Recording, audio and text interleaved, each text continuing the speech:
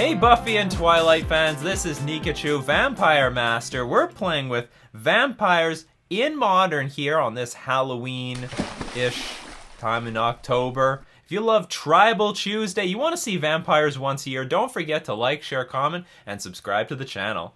Before we get into our deck tech, we're going to thank our sponsors, starting with themanabase.com. And from Commander, Modern, and Standard, and Cube, the Manabase is your home base for everything Magic the Gathering.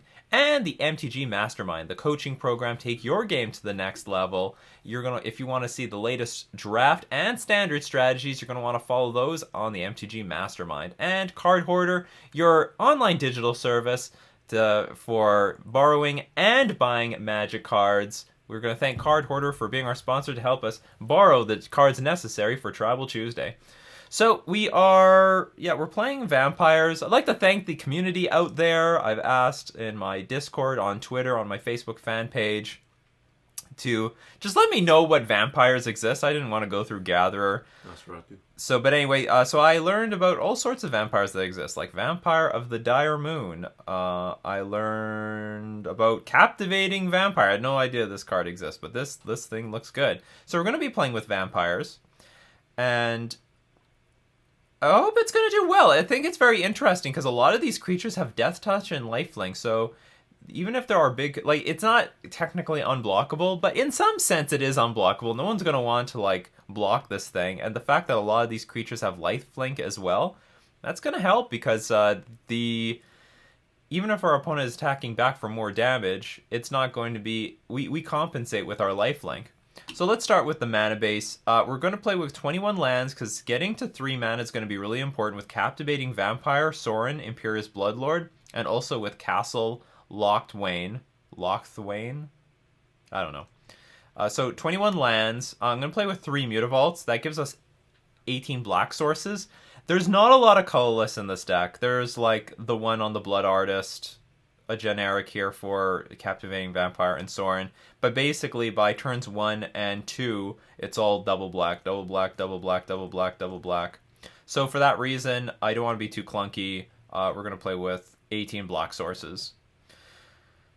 So, only 3 Mutavault. We're playing with 2 Castle Lochthwain. Enters the battlefield untapped if I control a swamp. Adds black mana, but for 3 mana, and to tap it, I can draw a card and lose life equal to the number of cards in my hand. So this is basically an extra card drawing engine when our hand is empty. It's great. I think this card is fantastic. It's going to work perfectly in this deck. Only 1 Cavernous Souls. I didn't find enough room to play 2. I don't want to play too many because I don't want Castle Lochthwain to come to play tap too often. I think I can settle with 2 of these. And we've got Nurturing Peatland, just a few Horizon lands for black. Got our Urborg, turns everything into black mana, so these Mutavaults will become swamps to help cast our Ether, or Gifted Aetherborn, the Bloodghast, etc. We've got a decent pile of fetch lands so that we can use Bloodghast in combination with Viscera and Blood Artist. So we can play Bloodghast, sacrifice it to Seer, crack the fetch land, get it back, get value. Although I have to say that with the Seer... we'll talk about this later, but if I play fetch land and get this, and then get a Bloodghast and sacrifice Bloodghast to the Seer trigger, I then need to fetch first, get my land, then let the Scry trigger happen last, is what I want to say. We have 8 snow-covered swamps. And then we talk about the Urborg. And of course, I'm still playing with Aether Vial because I think in a tribal deck, Aether Vial is just so good. You don't play at sorcery speed, you can play at instant speed, put creatures into play at end of turn. It's harder for your opponent to play against you. You play around counter spells. I like Aether Vial in any creature dense deck, and we're playing with 27 creatures. Inquisition of Kozilek in the main. I don't know if this should be this or a Fatal Push. We'll just play with Inquisition and take it from there. So what do we have for 1-drop? So we have the Viscera, and this is going to combo. I mean, I think I don't want too many of these, but I want enough of them that it's going to have an impact. So we can start sacrificing creatures in response to removal spells. We can sacrifice creatures when we know we're chump blocking, and we get some value out of it because we can scry and keep digging for some more gas. But I don't want to have too many of these. So we got Vampire of the Dire Moon. Maybe this should be a 4 of. This card looks very good. It looks very good. It's a 1/1 for 1, but it has Death Touch and Lifelink. So that will slow a lot of our opponents down right there. Just stone block them all. You play this on turn 2, like Jund isn't going to attack into this. They have to use removal on it. It's like a lump of dog shit. You don't want to touch it. That's right. You don't want to touch it. Next we got Blood Artist. Now, I was a bit hesitant on Blood Artist. So whenever Blood Artist or another creature dies, target player loses 1 life and you gain 1 life. It has no power. Like, Blood Artist is a super powerful card, but it's a super synergistic card. This card could have been replaced by something else. I'm going to try it. So we need something like the Seer in play, or Sorin to sacrifice stuff, or we just try to block stuff with Blood Artist. But this whole, whenever Blood Artist or another creature, it's another creature, so it can be our opponent's creatures. Target player loses 1 life and we gain 1 life. So we still can try to force the action by killing stuff with Fatal Push, or making them sacrifice something with Gatekeeper of Malakar, or we attack into them and force them to block. But Blood Artist doesn't have any power. It is synergistic based, and a lot of these tribal decks that I see people make, they're just making it way too synergy based, and you just can't do that in Modern because there's just decks are too fast, so you can't assemble a good board state, or there's just too much removal that you can't really get like all the pieces in play. You can't get the 3 to 4 creatures that you wanted to get in play to like go off. So in general, you need to have cards that are just good enough by themselves. But anyway, Blood Artist is going to require a little bit of synergy. So Bloodghast, believe it or not, this is a vampire. In my opinion, it doesn't look like a vampire, but it is a vampire. So this is the vampire we all know and love. It has landfall, comes back. Gatekeeper of Malakir. So this card, I want to play with it. I don't know how good it's going to be because, you know, but by turn 3 they might have a lot of creatures out and this kicker effect won't matter. But I think it's pretty cool. You put a creature in play, you edict your opponent. I mean, you could debate that Liliana of the Veil is better in this slot. Could be true. But I want to play with Gatekeeper of Malakir. It's still a 2/2 vampire. Get in for the beatdown. Gifted Aetherborn. This card sees so much play in sideboards. It's very powerful. Death Touch and Lifelink, but you get a 2/3 creature for 2 mana out of it. So very, very strong sideboard card in many decks that we can play in the main deck. Vampire Hex Mage. Basically, it's really hard to block Vampire Hex Mage because she does have First Strike. And remember, sacrifice Hex Mage, remove all counters from target permanent. Oh man, is there like a land that I don't know about? Like, this could have been I think there's an enchantment now that you like you can like what's it called? There's like a Merit Lage enchantment, but anyway, I'm not going to try for that. Hex Mage can destroy any planeswalker because you just sacrifice it, remove all the counters, and it's gone. So we could also use this on Blast Zone at the right time, on Engineered Explosives at the right time. Really destroys Walking Ballista because you sacrifice it on the Ballista, and Ballista will have to like lose all its counters. Although the Ballista will then unload the counters on everything else.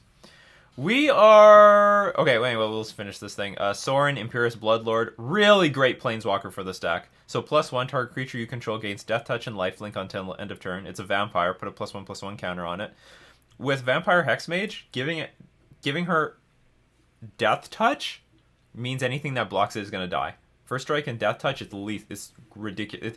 How it will go down is... Oh no, will it work like that? Wait, it's First Strike and Death Touch is beautiful. I think. I might be mistaking this with Trample. Anyway, if you know how Death Touch and Lifelink work... Death Touch and First Strike work better than me, then let me know in the comment section below. Then there is you may sacrifice a vampire. For +1, you can sacrifice a vampire, and when you do, it deals 3 damage to any target, and you gain 3 life. So we can go to the face. But the thing is, we gain life, which is great, and we can hit creatures. And then there's Captivating Vampire. This is our Lord, but cool thing is, if we tap 5 untapped vampires we control, we gain control of target creature. So we can take control of people's Primeval Titans and Wormcoil engines and stuff like that. Hopefully that happens. I don't know how likely that's going to happen, but at the very least, it's a 3 mana Lord, which is reasonable, and has a great effect. steal creatures. Steal very problematic creatures. Hopefully we can get that to happen. 4 removal spells, 4 more Thoughtseize for combo decks, Grafdigger's Cage for Neoform, and what's it called? It's probably a vampire Dredge. in that box. Could be, yeah. And Damping Sphere for Amulet, Tron. That's basically it. Storm, maybe, if necessary. You know, in typical lore, vampires can transform into bats and werewolves. You could throw some of those in there, too. I could, but I'm not. I could, but I'm not. Thought there was something else I wanted to say. Probably did. It's not important. Alright, so that's our vampire deck. Let's play with it in a modern league. We lost the die roll, but that's okay. Our hand is great, in my opinion. We've got the Ether Vial. We've got tons of stuff here. Oh, we can Vampire Hex Mage other people's Ether Vials. That'd be hilarious as a tempo move. Good luck attacking into us. So Gatekeeper of Malakir could be the weak link here. Oh, it's Burn. Great. Good luck. Well, they're going to get some damage in for the first few turns, that's for sure. Getting some damage. Oh, that's nice. I don't have to take any damage from the fetch lands. Swamp into Ether Vial. What is going on here? So we can get some revenge because, like, Burn, like, destroyed me when I played with zombies last week. I'm gonna get the revenge! The revenge, the revenge! Revenge is good. Revenge is great. And then when we get the 3 mana, we can actually hardcast this Gatekeeper. I guess we're gonna start off with Vampire Hex Mage. It's something I can just play and try to block. Sure, go for it. I just want to, like, survive long enough for this gifted Etherborn to enter the battlefield. Because Bloodghast can't block. Oh yeah, I know, you're salivating. Just salivating. Yeah, I don't want to just throw the gifted Etherborn out there. Because if I do, it'll just die. So we gotta baby this thing. Treat it like a baby.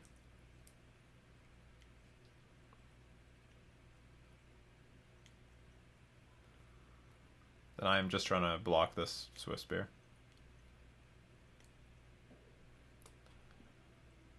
Remove all counters from something, but not remove +1/+1 triggers.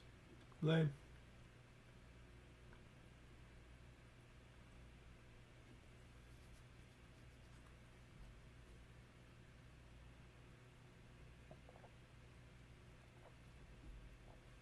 Drink. Some people are always ask me, "What are you drinking, Nikachu?" Booze. Drinking Coca-Cola. I'm not drinking booze. He drinks, his favorite is rum. It's coming after me. Alright, that's fine. That's fine. And these are bolts that can't hit the gifted Etherborn anymore. And the next turn, we Gatekeeper, blow this thing up.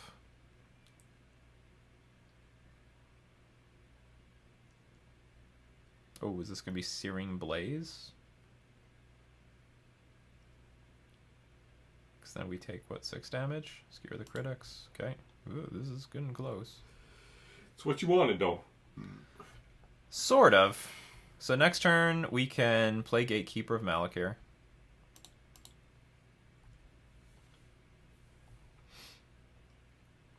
Make them lose their creature.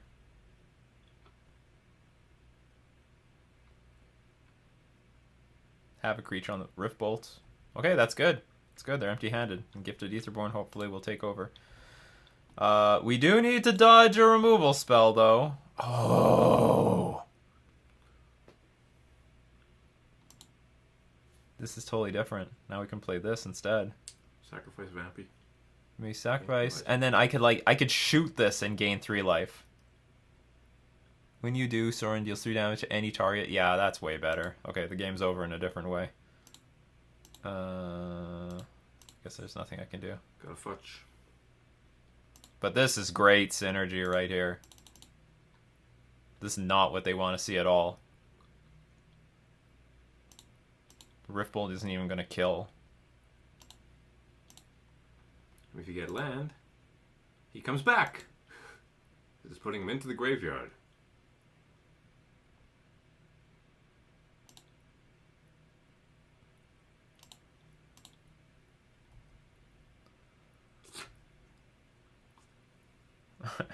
All right, that's it. The game's over. GG. Well, you even if you rift bolt my Sorin, and these Bloodghast's gonna come back for forever. This is fucking lightning helix every single turn. So long as I keep drawing lands. Every land I draw is now a lightning helix. Lightning helix. Like, I think their only option is rift bolt Sorin, and then hope to draw another burn spell, and then destroy it. It's the only thing that they can hope for. They're praying, give me this burn spell, this Sorin. It's a beating! Something zombies couldn't do. Something Merfolk can't do. There's something Merfolk can't do. I will gladly play against burn all day today. I think we're just going to switch to vampires from now on. It'll be permanent. Land. It doesn't matter. Anything is good. Yeah, we can keep throwing these Bloodghasts.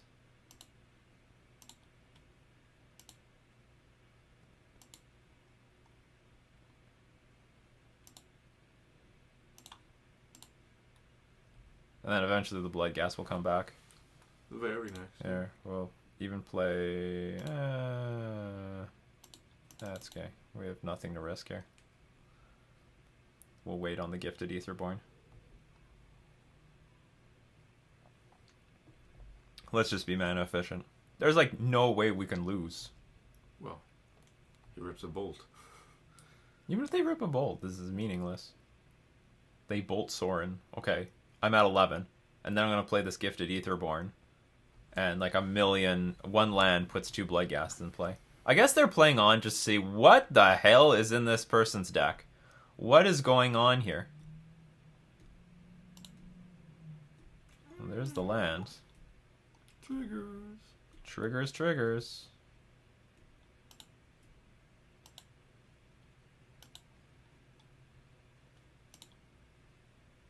Yeah.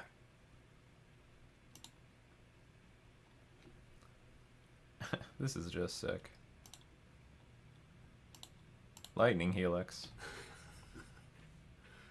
Helix you. Yeah, let's attack for 2.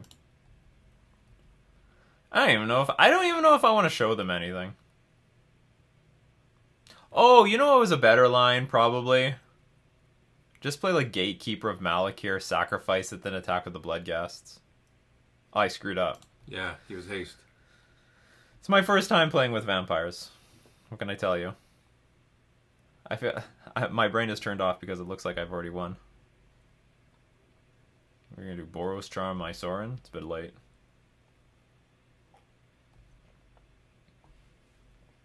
They're digging. I would be dead normally, but this isn't a normal situation. Okay, I think they're resigning. Yeah. All right.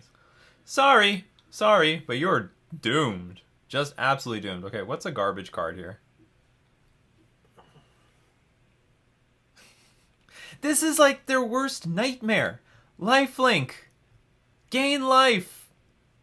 Lifelink. Gain lifelink until end of turn. This is so miserable. I want some fatal pushes, but I don't know what to take out. Maybe the Seer. It's probably better.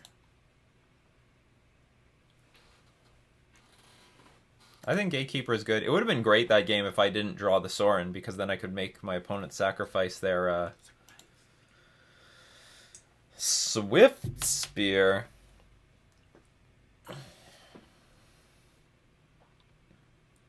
Inquisition is still good because you can look at their hand. Maybe we'll hedge. I don't mind having some more permanent removal because, well, Goblin Guide is worth a lot of damage. Yeah, maybe we should be more permanent based. Oh, I can't change anything. Because I just have so much lifelink. What's in their hand probably doesn't matter. What's on the board matters. We have 1 land, so we have to mulligan.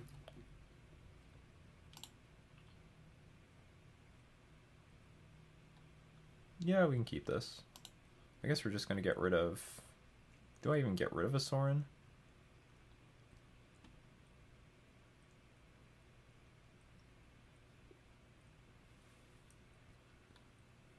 Might get rid of Gatekeeper.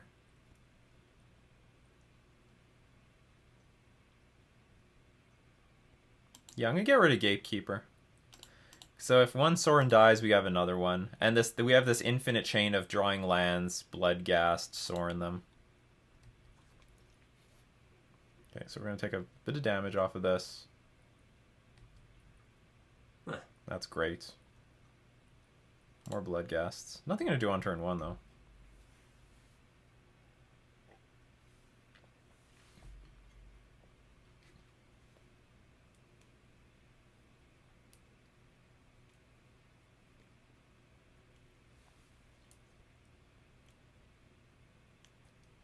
Eidolon. Okay.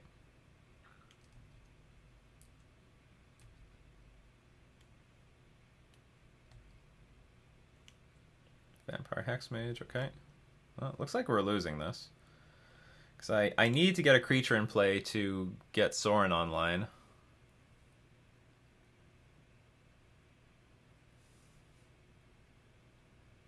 I could play the Hex Mage. Oh, no, cancel. No, I'm going to play a Bloodghast. This is a lot of damage, but if they kill the Bloodghast, Bloodghast comes back. So that's okay. So there's like no way... No, there is a way.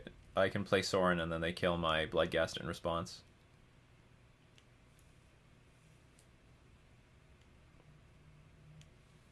Can I die this turn? If I can, I'll try to play the Sorin and kill the Eidolon. Gain some life. Ooh, they have a very creature-based hand. Haste reach us. I might be dead. Might be dead from here. Well, he put you to 6 last game. He came back. Yeah, I'm pretty sure I'm dead. Unless they have, like, a lot of... Unless my opponent has a lot of... Maybe playing Gifted Aetherborn is better on turn 2, even if they have to... Even if I force my opponent to kill it. So suck up life. Well, I'm going to lose some life here. Go to 6. See, they can kill the Bloodghast right now. They choose not to. Or they can do that in response to the trigger. Yeah, sacrificing a creature is part of the cost. And they're like, I have a response. I mean, they just might kill me here. That was a very good hand. And I had nothing to do on turn 1. Oh! Okay, I'm dead. That's fine. I think our hand was very clunky, and I'm going to correct my mistake by bringing in the Fatal Pushes. I think Fatal Push is way more important in this matchup.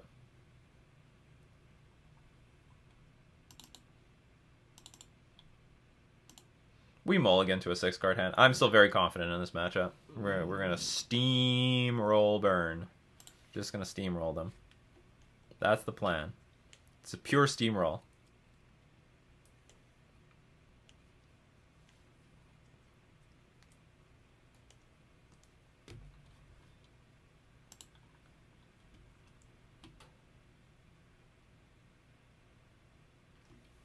This is another clunky hand. Well, you gotta do something.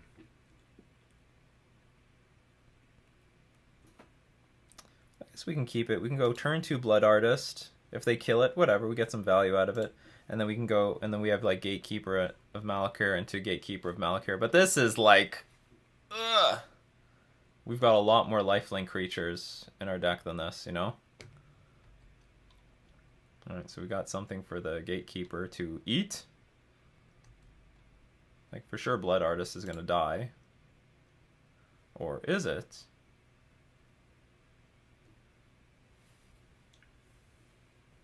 Yeah, I just want Blood Artist out here. That's fine. Like, just give our opponent... they have to kill it. And if they don't, then then it's going to get a lot of value very, very quickly.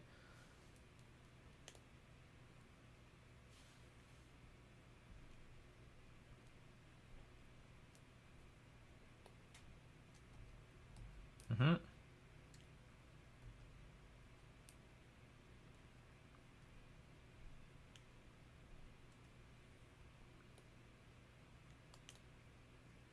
Ooh, that's interesting. Oh, they are going to kill the Blood Arts. Okay, that's fine. So we get a trigger.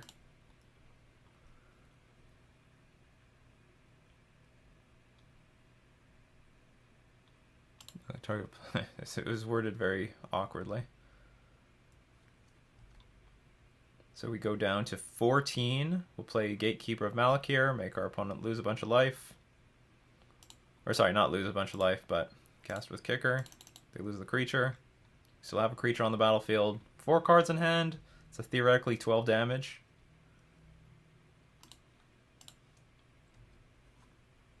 See how well this works out. Then if we draw a swamp, we can play like 2 Bloodghasts.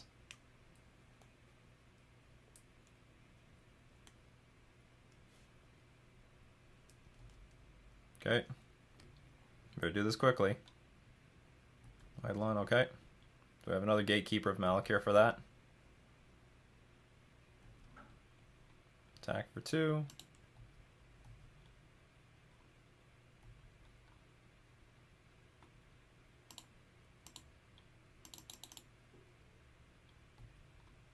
Bloody triggers. Bloody triggers.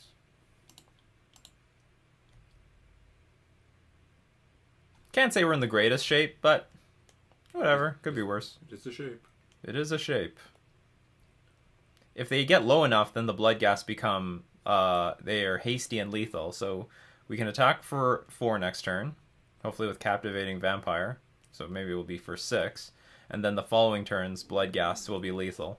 Gotta remember that they have haste when the opponent has 10 or less life, and not to mention these Sunbait Canyons are doing us work.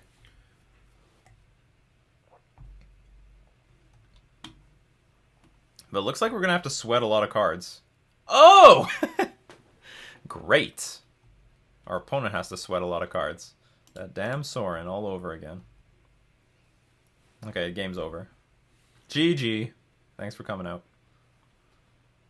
Because they have to kill both Gatekeepers of Malakir. So even if they kill one, I can sacrifice the other. And we just start gaining life.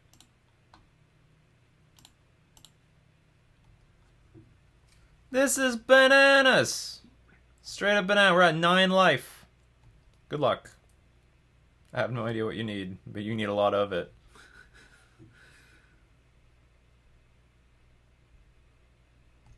Sure. So, I guess you could draw a bolt, sacrifice Sunbait Canyon for another bolt. Whatever you gotta do it now. Oh, you got it. Nope. It's because now I'm gonna start playing these Bloodghasts. Could this kill me? If I go to 5? I don't think so. If they couldn't kill me before, I don't think they can kill me now.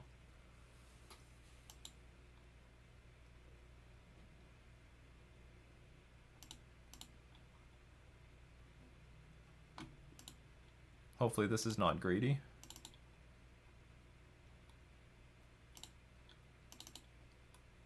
What's the other one? Target creature you control gains Death Touch and Lifelink until end of turn, so I don't have to sacrifice anything. No, but it's worth more life if I do it that way. Beautiful haste creatures. We got our own haste creatures. We got our own haste creatures. We got haste. Haste are us. 3, 2. Oh, actually, no. 1. We are threatening lethal because we're going to attack for 6, and then we lightning helix them. You're done. This deck is sick. This is absolutely sick. There is definitely some untapped potential in this card. Now, this is definitely the matchup for it. We're up against Burn here. They can't do anything about this. I'm Gatekeeper of Malakir. Did great work. 2 of them one killed an Eidolon, the other one killed a Swiftspear. Love it. It's working exactly as I wanted it to. All right, let's play against Burn for the rest of this league. Let's go to round 2. So we won the die roll. And it is okay. Turn 1 Inquisition, turn 2 Hex Mage, turn 3 Sorin.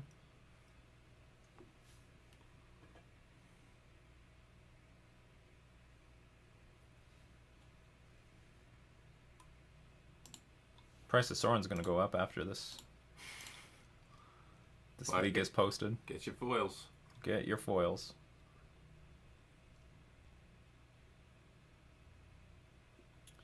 What is this?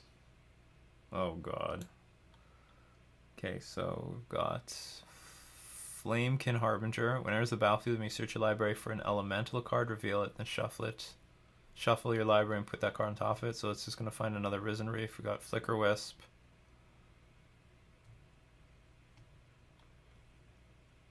So what is the real move? This is flying. When it leaves battlefield, return target creature card with convert mana cost 1 or less from your graveyard to the battlefield. So it can use this to block, then put this on top. This is tough. This doesn't look like a good matchup at all. It'll be fine. Death touch.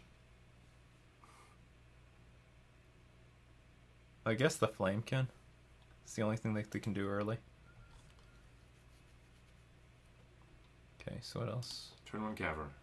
Let's find that land first. Windswept Piece goes first. Maybe they'll get mana screwed. Oh.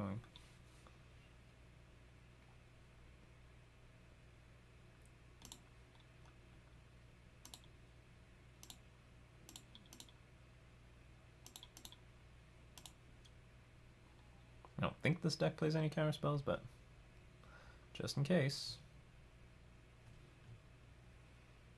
Maybe put a vampire creature card from your hand onto the battlefield. One day, this card's gonna actually be pretty expensive. All they have to do is print one gigantic, like, super vampire, like, Grizzlebrand strength, and this thing's going straight up in value. It's gonna be basically a show and tell. It's 3 mana, so it is show and tell possible.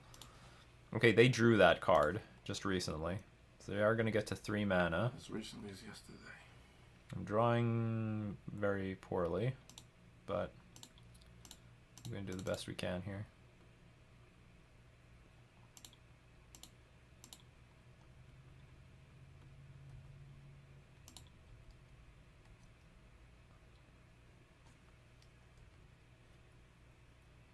Oh, they accidentally skipped through their turn. And we drew the nuts.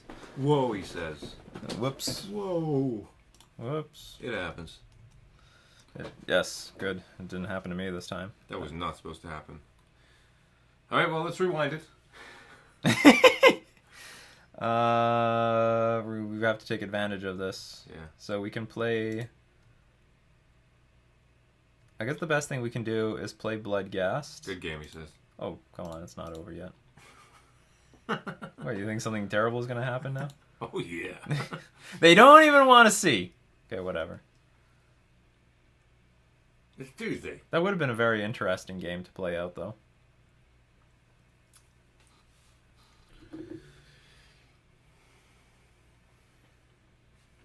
I guess Fatal Push is good here? I don't even know. Because they can just keep getting stuff from their graveyard. Gatekeeper of Malakir seems questionable. All this stuff seems questionable. Probably take out the Blood Artist. Replace it with Tootsies. Or Grafdigger's Cage if he's his graveyard. Who's all up It's in the graveyard. whole problem is that there's so many they get so much value from enter the battlefield stuff, so I don't even know if I want Fatal Push. Maybe I need Blood Artist. Because if they... you know what? I think Blood Artist is secretly going to be the better card here. Because they're going to amass a big board of, like, creatures and stuff. And then we're going to swing out. And if they make any blocks... Like, the thing is Blood Artist, it's when any creature dies, the trigger happens. Including theirs. So they're going to be put in a situation where if they block and their creatures die, then they're in trouble. And if they don't block, our creatures get through and they're in trouble. Maybe this is just how we play it. I wanted to make an edit of Blood Artist where he's painting some tutties. Maybe it is already. Hard to tell. This is the Risen Reef deck. Very powerful. I guess we're just gonna submit this. I could put some Thoughtseize in, but... You got a free win. It's fine.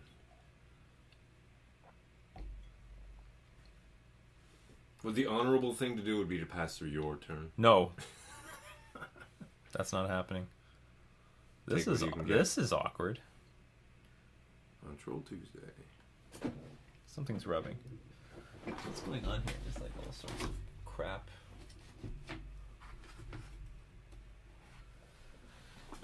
You mulliganed.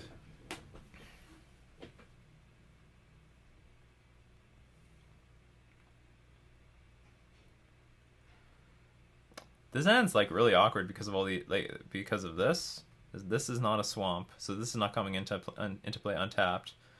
But I could play the Mutavault first, with the intentions of attacking with it next turn. That's an idea. I just honestly don't really like this hand. We'll keep it. Good. We'll keep the hand, and we will attack with Mutavault. So just over time, it's going to be it will get better.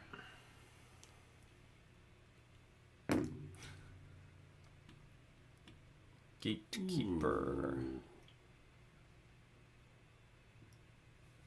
That encourages me to play black sources immediately. What do you do for you?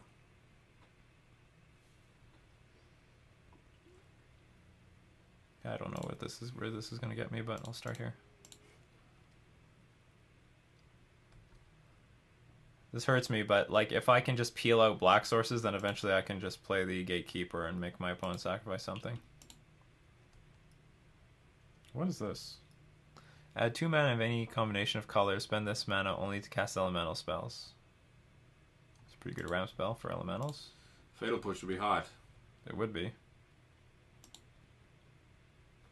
Okay, I am peeling the black spells, so let's play, I guess this. I'm peeling the black mana, so I can play Gatekeeper next turn, make my opponent sacrifice something. Might be a little lame. I think that big boy's coming. Chameleon Colossus, protection from black. It's not bad.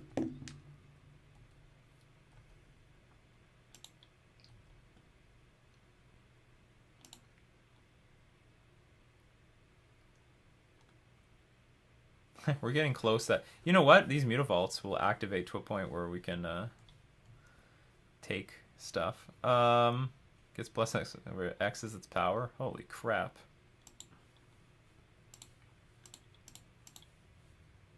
No! Oh! Forgot the kicker. You apparently have to sacrifice that. Or you have to... Yeah, whatever. That's fine. It's not fine. But Well, he whatever. screwed up last round. You screwed him now. That's how it balances out. Apparently. I hate playing these really cool decks for the first time. Unsettled Mariner. Everyone's telling you should play that card. That is going to make it a little bit more difficult. Flicker Wisp. Flickering what? Aether Vial?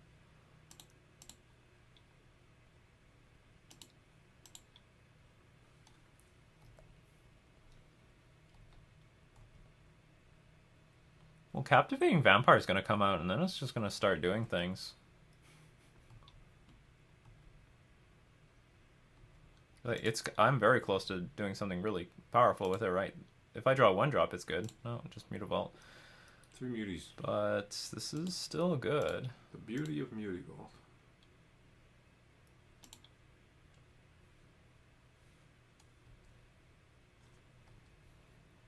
I can't steal the Chameleon Colossus, but I can, turn after turn, steal everything else.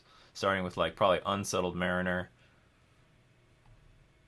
And at some point I can hold up a Mutavault just to block the Chameleon Colossus. Doesn't have trample, right? Yeah. No. Ooh, 2 Unsettled Mariners. So we're going to start by stealing the Mariners, that's for sure. So you can use the Mutavaults as vampires. Yeah. Mutavault is a vampire. You can throw a Death Touch in front of one of these things. No, I can't. This has Pro Black. This has Flying. Nothing here flies. But I can attack next turn if I want to. Let's see what we draw. Yes, it's a lot of damage.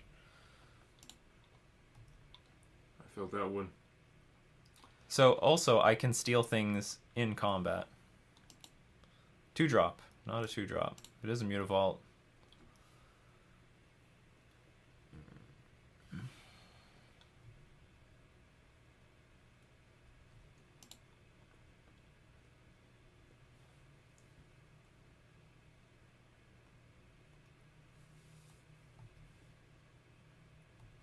would be a lot easier if I killed this stupid thing.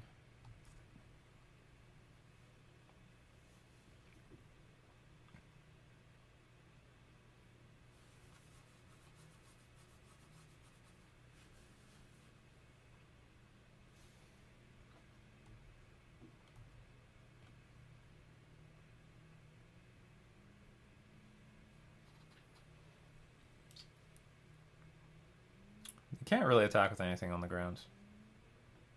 Now, one thing I don't know, if I steal this while it's attacking, is it still attacking me? I don't know. We're gonna find out today. If you steal it, does it blink? You suck up the bean.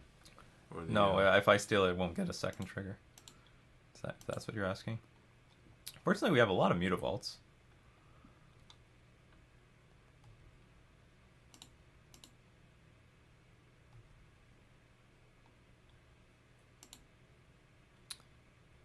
Take this Flicker Wisp.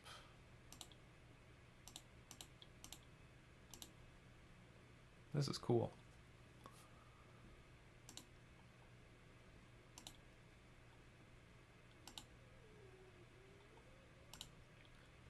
But he did see this coming.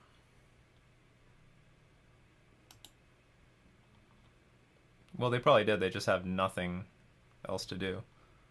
Yeah, so, okay, so when we gain control of something in combat, it removes it from combat. Every turn, we're stealing something. Don't do it. Revelark. Right. When it leaves the battlefield, return up to 2 target creature cards. Evoke. Well, that doesn't matter, because we're going to steal it. That's where the money is. I'm going to take it.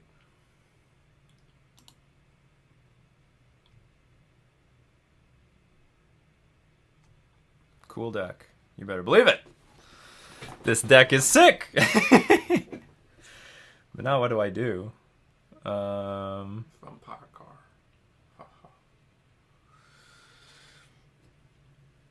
And can I take things during combat?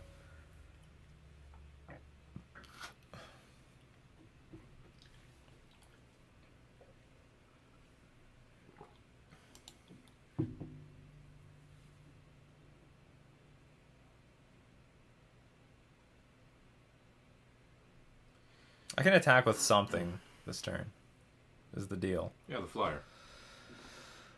Ugh, how much time do I want to spend on this? Or it is not a vampire that you can tap. Okay, so I'll just pass the turn again. At some point I have to start dealing a lot of damage. And I have to probably steal this damn thing.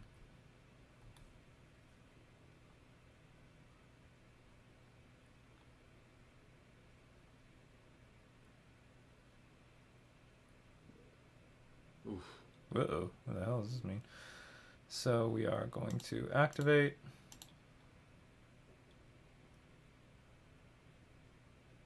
I think that's all I have to do. Go to blocks. Same Block. Will block here. Will block here. Hex Mage will block here. These will be my blocks. Then we'll steal the Revelark.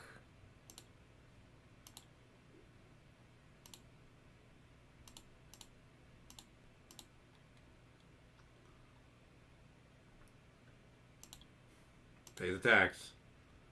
Yeah, we're gonna pay the tax, man.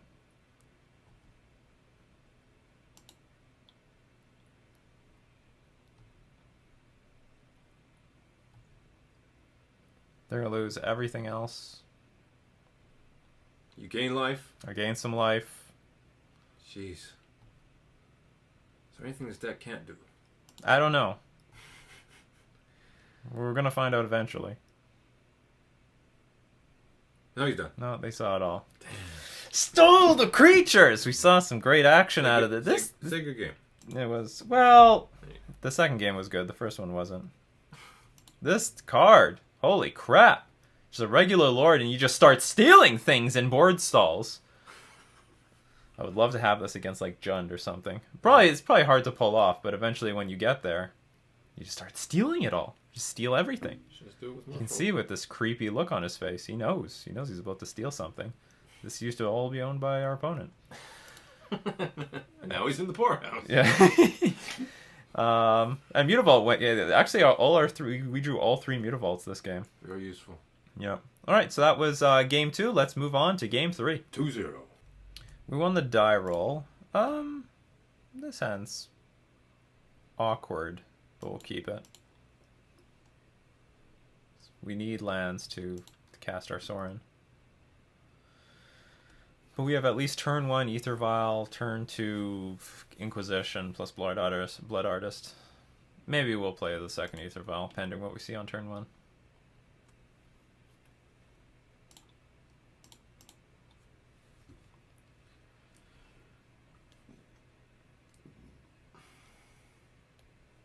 That's a weird Merfolk deck. Yeah. Every Tuesday somebody's got to say it. Yeah, everybody. Someone. Flooded Strand into nothing.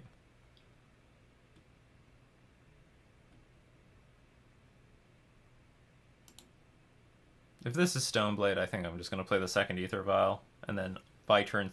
maybe we want to play Ether Vial right now. Sorry, I mean Inquisition. I'm now expecting a turn 2 Forest Manamorphose for blue Lord. They expect me to play Forest into Manamorphose into Lord of Atlantis. They have no idea.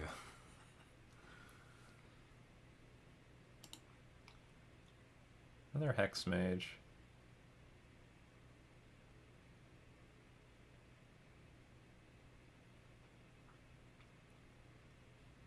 Snag something out of his hand. If they play...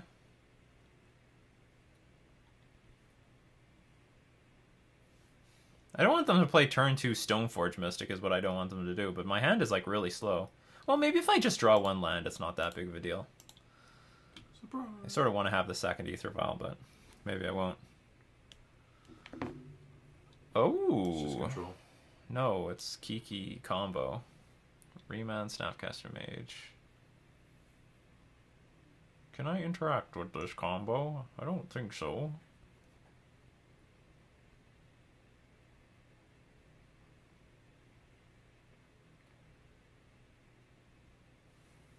Remand is poor. I guess we'll just take a combo piece out of their hand. I don't know what the best is, though. Could be Snapcaster Mage.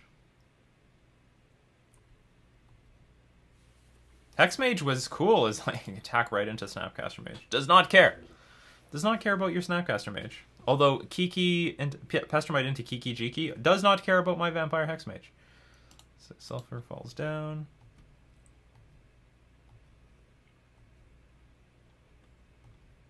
Land, please.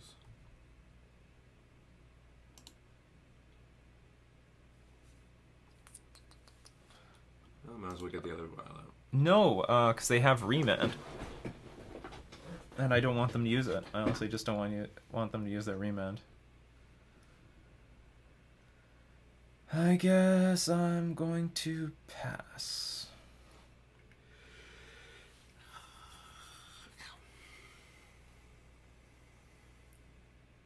Yeah, I just don't want them to use their mana. Surprise! Vampire. Vampire! Suck your blood.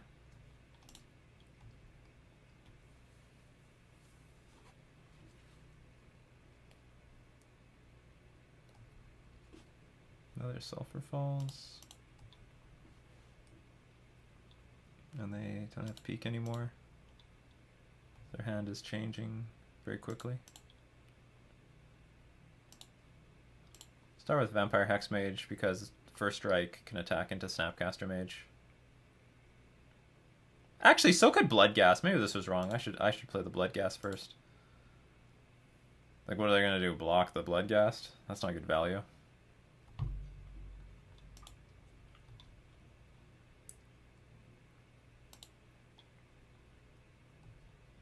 The problem is all this lifelink stuff doesn't matter against a deck like this. Because they're always attacking for infinite damage. That's the plan. There are other problems, like even Snapcaster Mage into Kiki is a problem.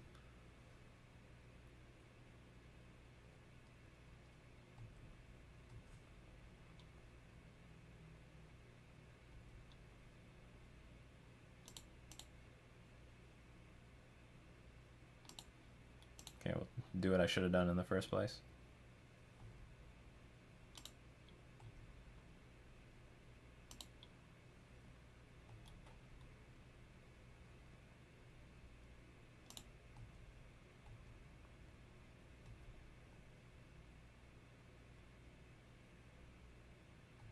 Pass.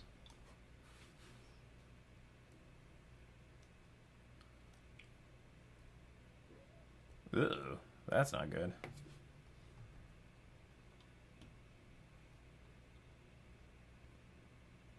Which to tap down? Sure. So if they have land, we lose.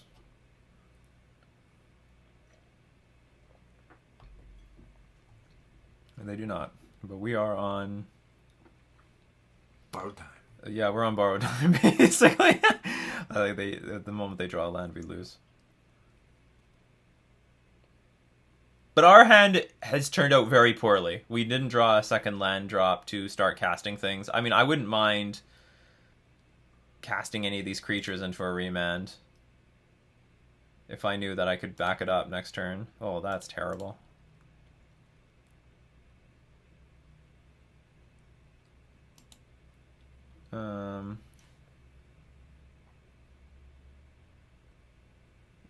Like, none of this matters. Death Touch and Lifelink, yeah! They're just digging for a land. We are actually also digging for lands. If we could play the Sorin here, or even this thing, it's not bad. We're just choked. We're losing because we're choked on mana. We're badly choked on mana. Sure. Do I still know their hand? Oh yeah, I still know their hand.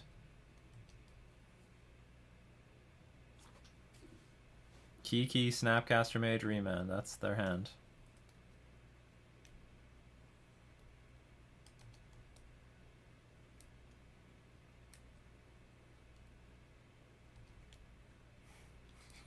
You might rub one out here.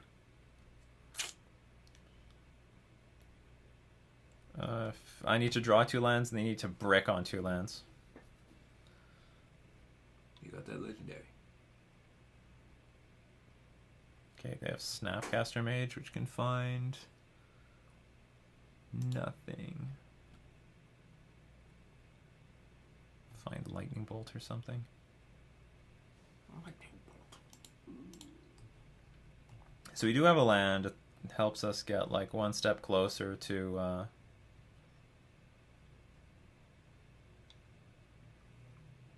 killing them. Maybe I want them to use the oh no, I don't want them to use Snapcaster Mage Remand. I don't want them to use their Remand at all. Because then they draw things. Just gotta cross your fingers so he doesn't get a land. It's your only thing. Is all it? You can do. Pass the turn and just hope. Sure. Let's do that. If any land kills me. Oh, they're gonna go Snapcaster Mage Peak. That works too. So, 2 looks. But the Snapcaster Mage... Oh no, but the Snapcaster Mage is out of their hand, but the Remand is still there. Still an ugly spot. Just waiting too long for them to... Oh! The hell was that all about? Fear. Right, they win. Or do they? Maybe they won't go for it, because I didn't tap out here. And they still have Remand. Yeah, they're respecting some sort of removal spell. Because they know I have a lot of cards. They know I have this Ether Vial, and they also know I have a lot of 2-drop spells in my hand.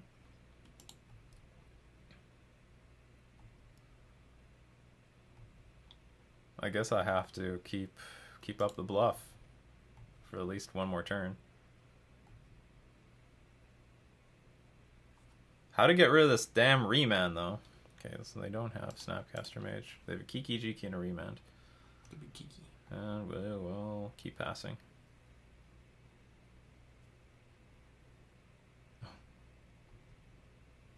Well.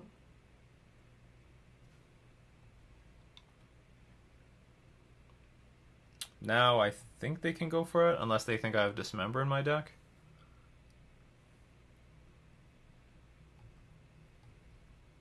Alright, this is okay, I guess. They're playing cautious. I'm playing cautious. Well, you know what would be the nuts? Oh no, it wouldn't be the nuts. Thoughtseize. I was thinking of... I don't have that in my deck. Yeah, I know. Well, not in the main. I was thinking about Cavern of Souls, but it doesn't matter. They could sacrifice... like, Cavern of Souls, Gatekeeper of Malakir, this stupid thing.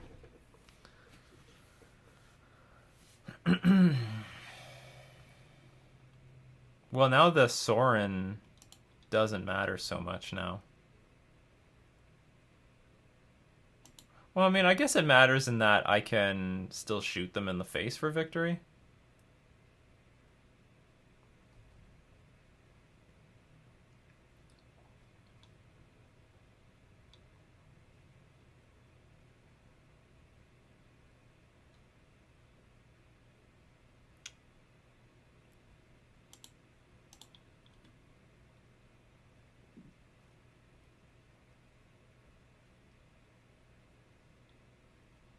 Ooh, Brineborn Cutthroat. One card that you refuse to play. In my Merfolk deck.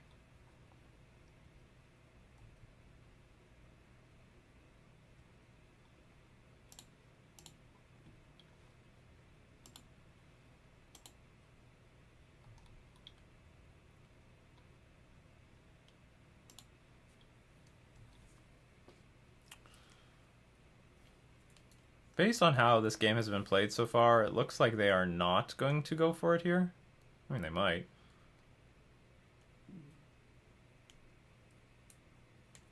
Okay, they basically said, okay, I have enough. Interesting that they're taking this turn to do this, not the last few turns. We lost mostly because we couldn't curve out. We also could have been dead a long time ago. They just drew the 5th land. Okay, so... I feel reasonably confident in this matchup. Like, we've got pretty good interaction here in the form of Thoughtseize and all this other stuff. Some cards I'll take out. I'll take out Blood Artist. I'll take out...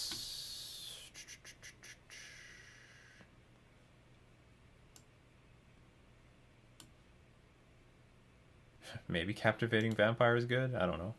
Probably not. 23 creatures now.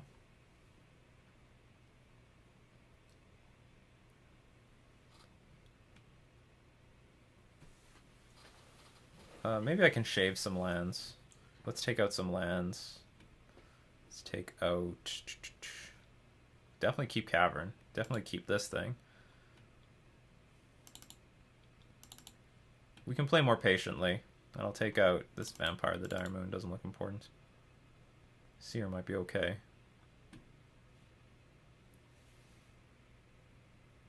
Sorin is probably still good.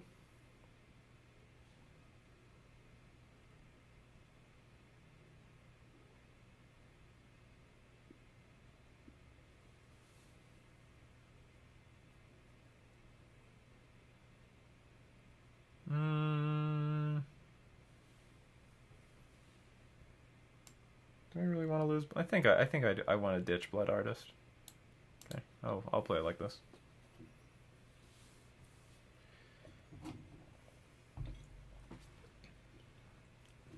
Good old Splinter Twin like deck. I'd love to go first. No, this is unkeepable. Mulligan? Good stuff.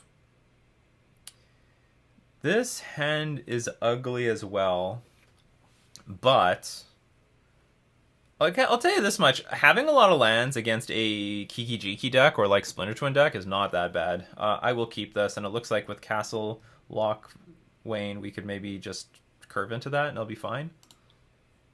I'll put the Urborg on the bottom so that our opponent can't use the mana with their fetch lands, because I already have a swamp here.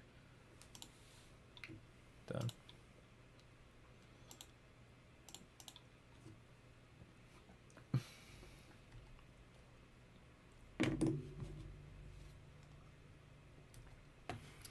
They play land pass, so I'm going to play around spell snare by not playing our vampire Hex Mage into it. Okay, forget everything I just said. Card of the century. Oops. My vampires don't add blue. This could still eat a burst lightning or lightning bolt, but that's okay.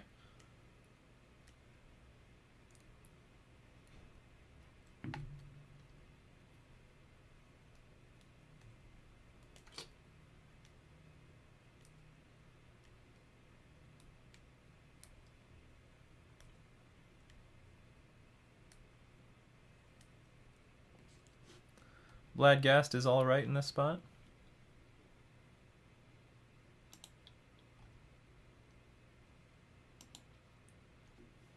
Ooh, you should just see what he's got.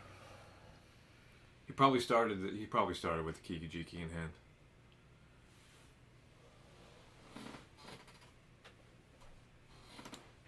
Yeah. We're getting close to actually using this. I like that. I think I'm gonna wait on the Thoughtseize. Play the Sorin.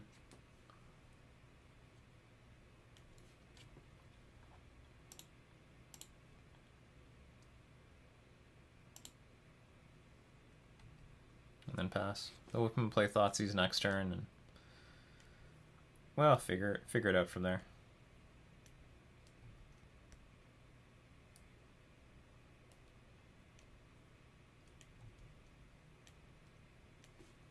This doesn't look like an island. Here comes Brineborn Cutthroat. I guess attack Sorin and bolt it.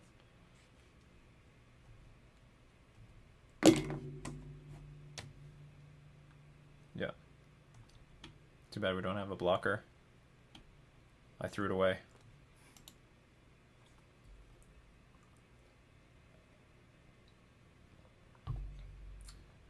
Okay, no bolts.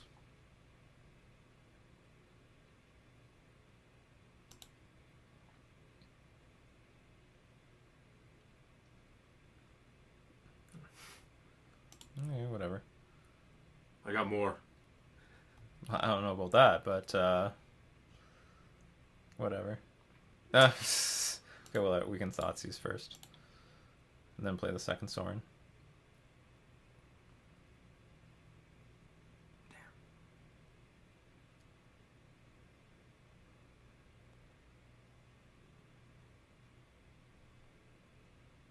This is going to be tough. I think we're probably lost here. Brineborn is going to deal a lot of damage, and I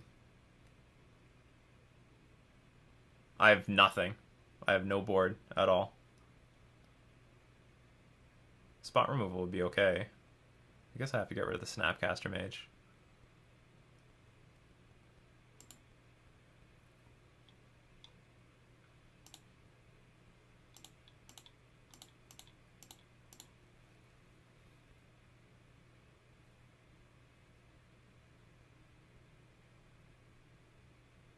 I guess I didn't have to do this.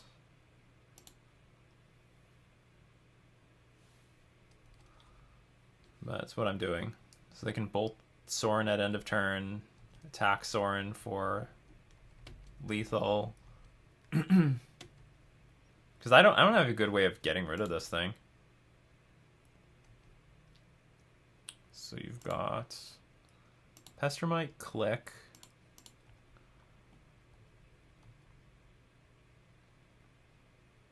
Well, maybe this position is not too bad. We're going to start getting value out of this castle. So they're going to click me on my turn, but we can put anything in almost anything in play with Ether Vial. It's like this. Although I have to say they're dealing a lot of damage to me very quickly.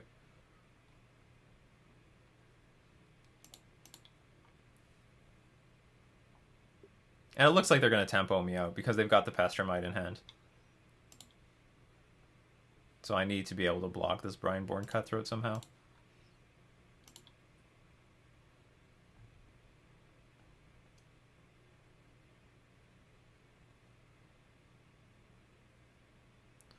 I'm going to take 8. Which doesn't do well for me with this thing. Maybe the correct thing is just to sacrifice this to draw something this turn. Because I'm pretty far... I'm just far behind on the board here. I'm like super far behind on the board. Okay, that's not bad. That can threaten to block.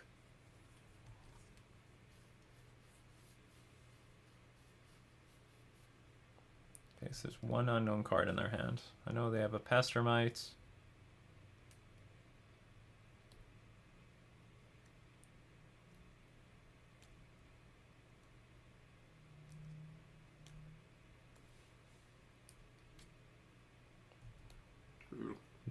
Yeah, it sucks.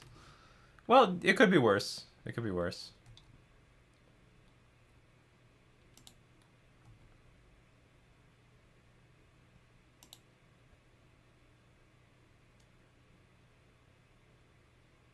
Not bad. I'll pass. Try to get them. I'm waiting for the long game. Oh, they're gonna play the Pestermite to block me. That's fine. They're gonna tap down my Aetherborn. Okay, no more unknown cards.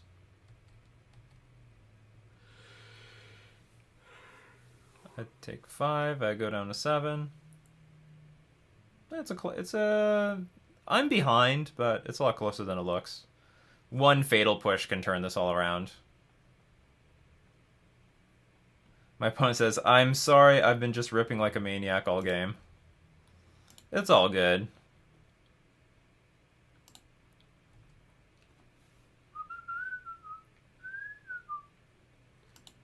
Fatal push. Not fatal push.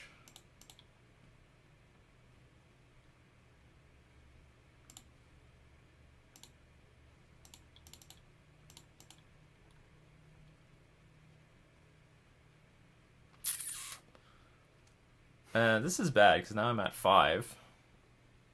And any removal spell wins the game. Okay, I lose. Maybe that wasn't wise. Maybe I should just waited the turn. Because this now makes it obvious that I can't win this turn. Good game. And also I took an extra damage I didn't have to. Alright, good game. And they are ripping everything.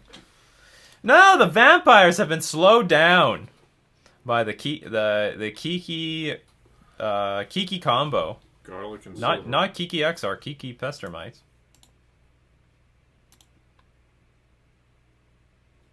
Game 2 is a game. Game 2 is a game. Game 1 wasn't a game. We had no mana the entire game. It was terrible. I don't know what the best sideboarding is for this matchup. It's certainly not a matchup that I was looking to beat at all. I think we have the tools, though. We didn't have enough. We had the Sorin early in the game, but we didn't have anything to use it with. No Bloodghast, no other recurring creatures. I wonder if there's any other recurring creatures other than, like, Bloodghast that we could use with Sorin. They're probably not easy. It's probably not as easy as what Bloodghast is. It's just put a land into play, but I wonder if there's anything else. Yeah, nothing else. Even though we had a pretty poor start in this game, you can see as the game pans out, we still had a lot to do. We've sort of forced our opponent to just draw everything, or just draw like non-stop threats. And I still think it was a game. What we could have done in this last turn was just... so I screw up this last turn. Oh no, it doesn't matter. They have Snapcaster Mage. They're going to bolt us anyway, but I think a better line is... Could I attack? No, maybe I just pass. Yeah, I still pass with Gifted Aetherborn. but I don't activate this. I should do this at end of turn when I know I have the life to spare for it. But anyway, that was round 3 with vampires. Let's move on to round 4. This is brutal. We're getting a lot of 1-land hands. We're on the draw. Got a lot of 1-drops, though. By a lot, I mean 2. Yeah, so not a lot. We're going to mulligan it. It's too risky. Yeah, we can keep this. Why don't we see Blood Artist? I think I'll dump the Inquisition. Maybe you Inquisition people know better than me.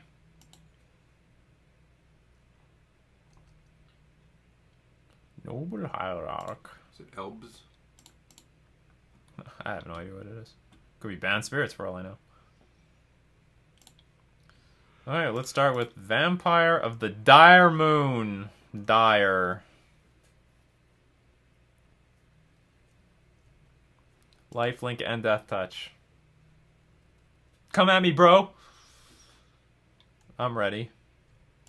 Ooh, Eldrazi.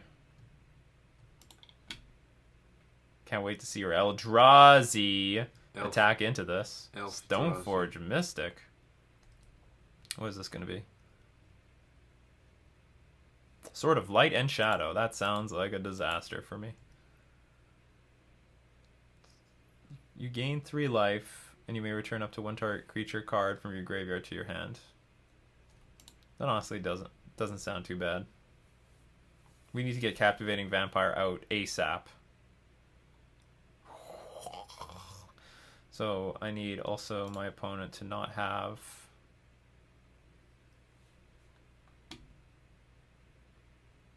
Okay, let's attack. Because we can't block, apparently. They can't do anything crazy with this, though. Oh, you wait and see.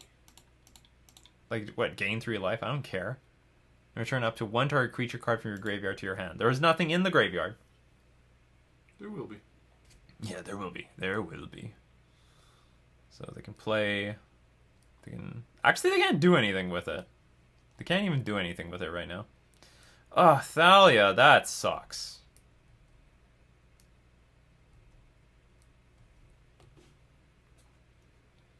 Captivating Vampires are on the way. Okay, well, I can't play Sorin. Play Captivating Vampire. Thalia, you are ruining my day. Oh.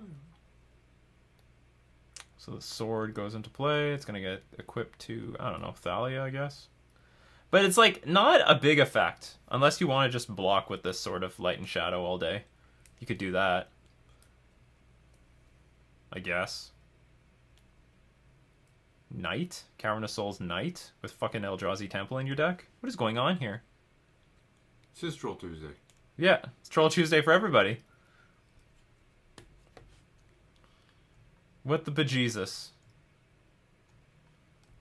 Equip. It has been equipped. Now what? By the way, I'm going to threaten to take all of your other creatures. If I draw 1 land, I'm taking the Thalia away from you. Gain 3 life. Take something from the graveyard. There's BS there. That was the wrong sword to get. Sword of wish you got something else, huh?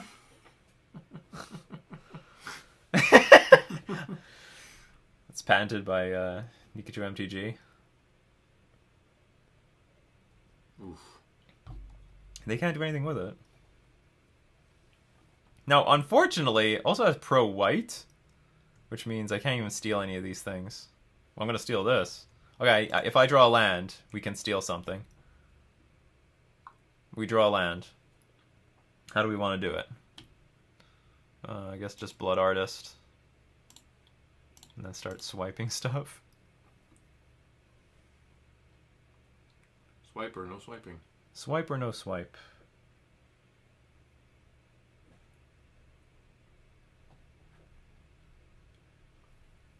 Whatever, I guess we just wait till their turn. Doesn't matter. And now if anything leaves the battlefield, that's trouble. How many decks can deal with a captivating vampire?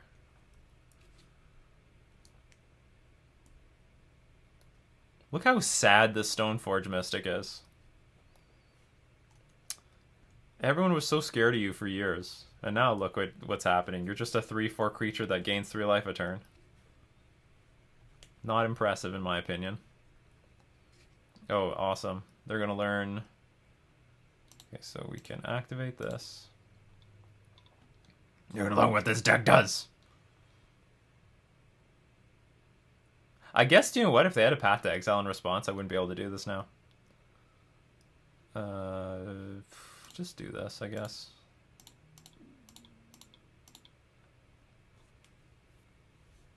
It's mine. Take 3 damage. Nothing changes.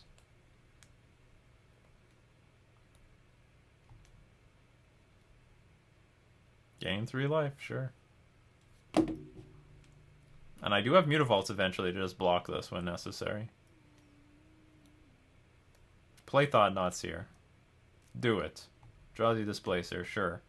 I'm going to take that too! Oh, but then you can displace the Knight of Autumn. It goes back to you. Okay, that's cute.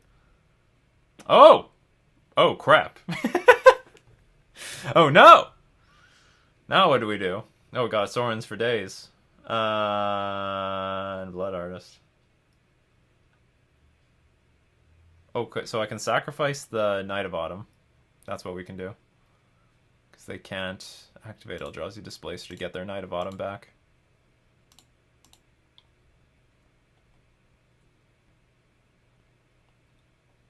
I mean, I guess we cash in. We should take something of theirs.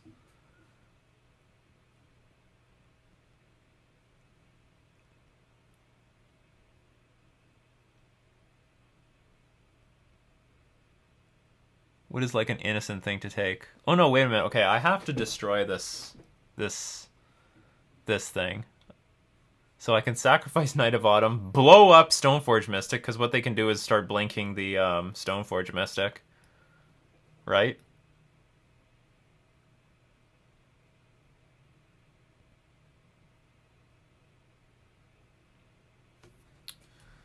Exile another target creature, then return it to the battlefield tapped under its owner's control. Yeah, so I have to...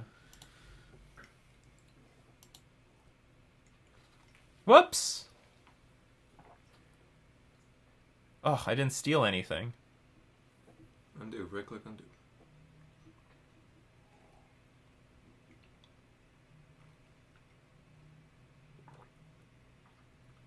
Whatever.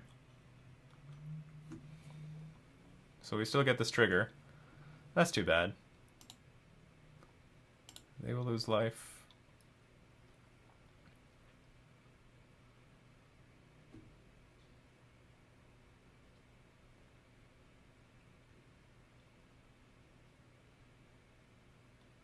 Is there anything else I have to choose? Oh, choose a target. Okay, we get rid of Stoneforge Mystic. Because otherwise it's going to get Batterskull. Then that's a problem. Another thing dies. We're going to gain some life. They're going to lose some life. And now next turn, if they use Eldrazi Displacer to attack Sorin, then we can play Captivating Vampire and attack for a lot. Oops, okay. Save targets. It's always going to be my opponent. He's going to lose life, and I'm going to gain life. And I have nothing else to do with this turn. So I screwed that up. I could have taken the Thalia. Or the Noble Hierarch. Extra mana would be okay here, too.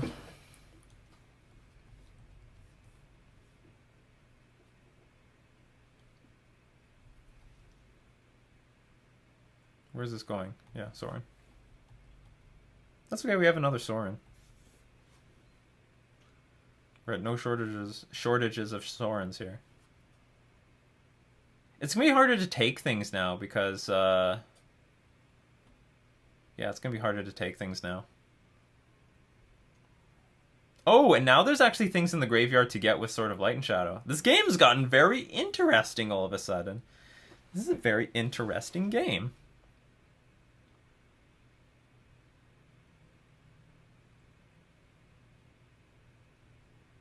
How much mana they have? They also have a lot of mana. It would help a lot if I had this Thalia.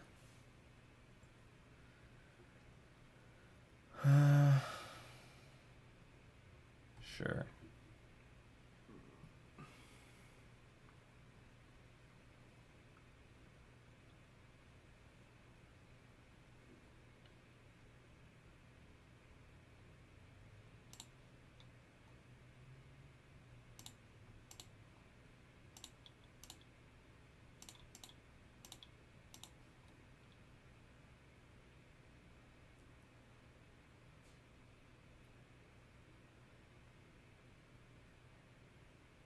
They can activate this thing one more time.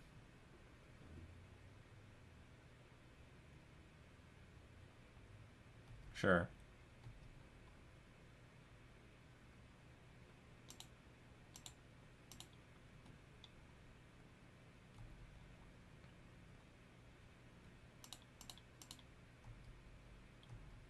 I can't do anything else with these creatures, so let's just attack with them.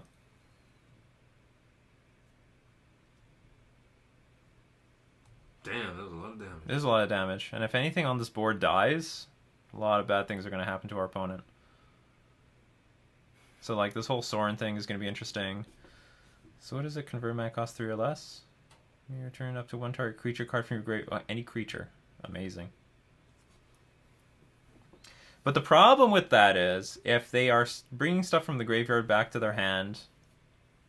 Well, they have a pretty good combo right now with, like, bring Knight of Autumn, gain, what, 4 life? Blink it, gain another 4 life? That's not bad.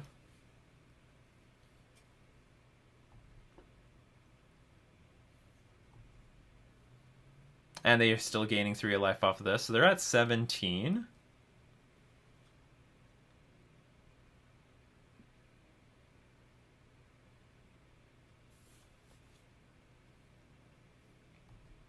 Yeah, Knight of Autumn.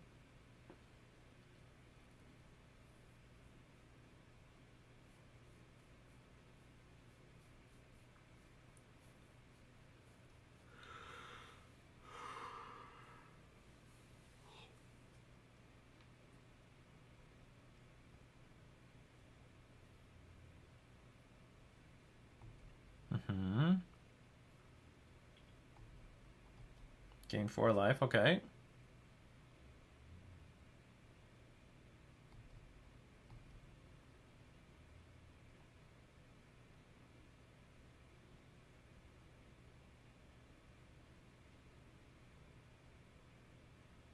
Still this damn Sally on the board.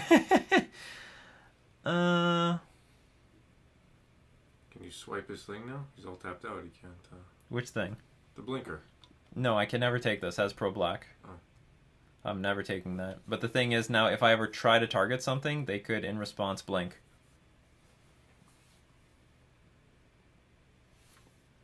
I can't exactly play Sorin. It costs 4, and I won't have Mutavault to back it up.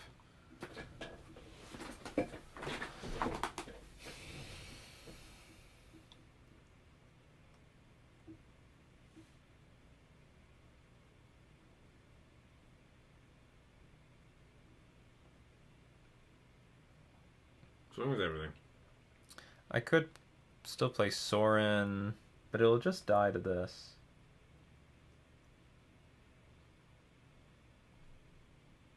What if I swing with everything?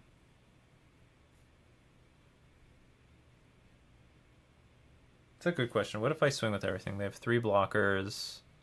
Still not enough damage gets through. Okay, what if they only block 2 things? 4, 7, 15. Oh, it's just out of range.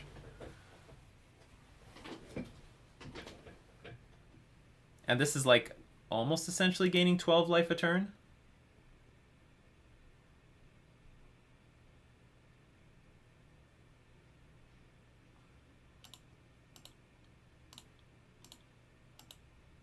Ugh, I keep doing this.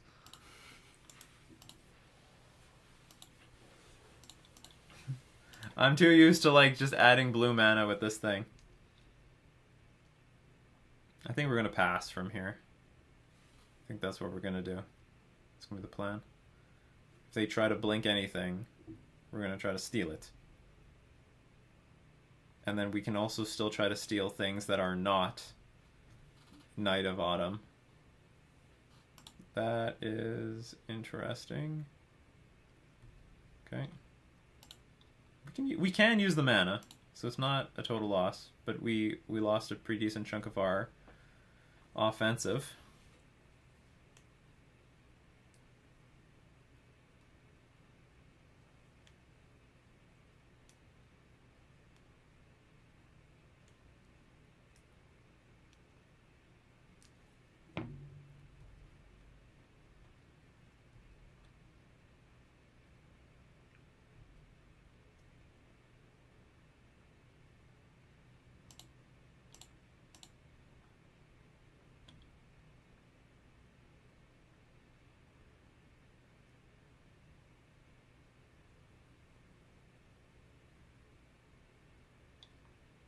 Stoneforge hits the battlefield, gets something. Is that it?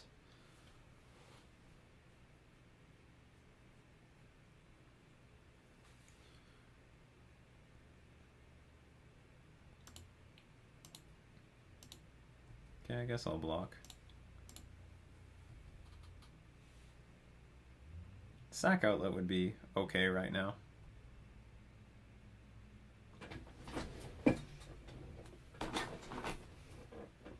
Triggers! Triggers for everybody.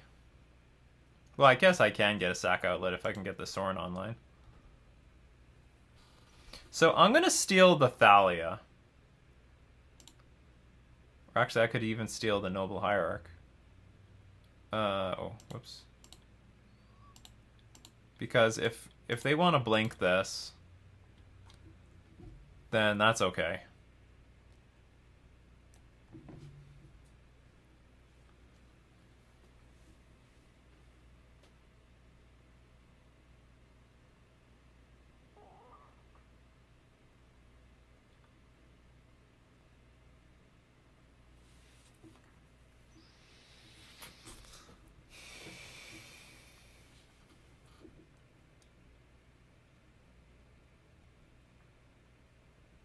I'm like, I'm a mana short from getting the Sorin in play and blocking with a Mutavault.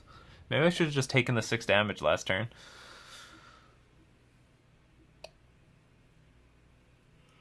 Oh, did I have like a win earlier where I attack with everything and then if anything blocks and they die because of Blood Artist? Maybe.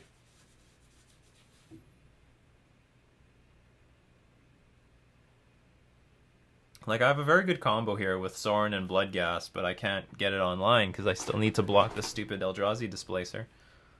Just swing with everything now.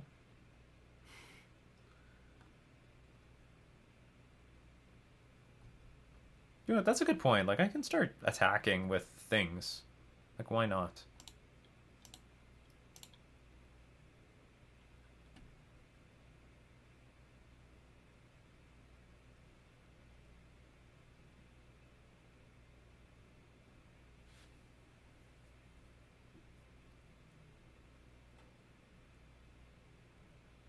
Sure, let's attack like that.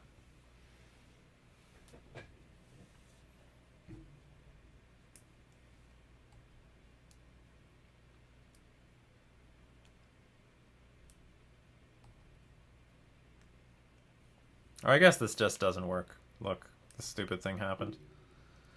Ugh, just being silly.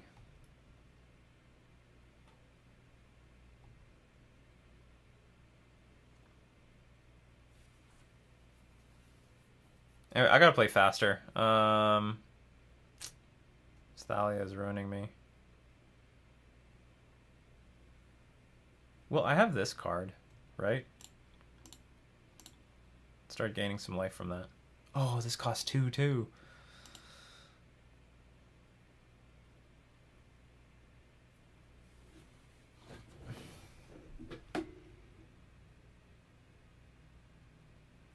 Blood Artist, you should be awesome, but you're being not awesome right now. I'm sure I don't think I'm playing very well right now. I'm sure that I could like go all out or something, and that would be fine. But it's just not happening.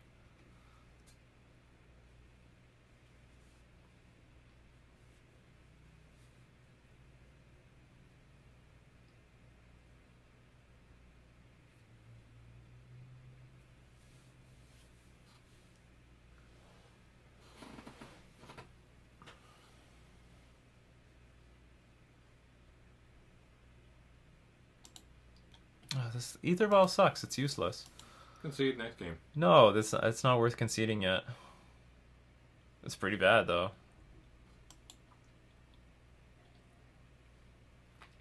I don't even know what's in my opponent's hand. They're like, they probably have like creatures to play, but they just want to blink every single turn. This stupid card.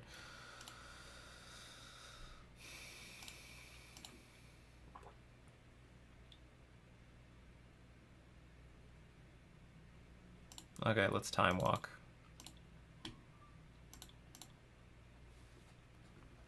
I can sacrifice the Thalia, and then I can play this Ether Vial.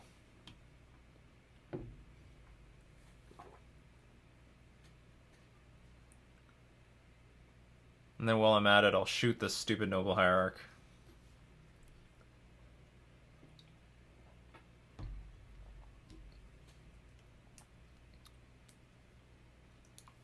We'll gain some life, make them lose some life. Oh, they're gonna do something right now. Okay, that's smart.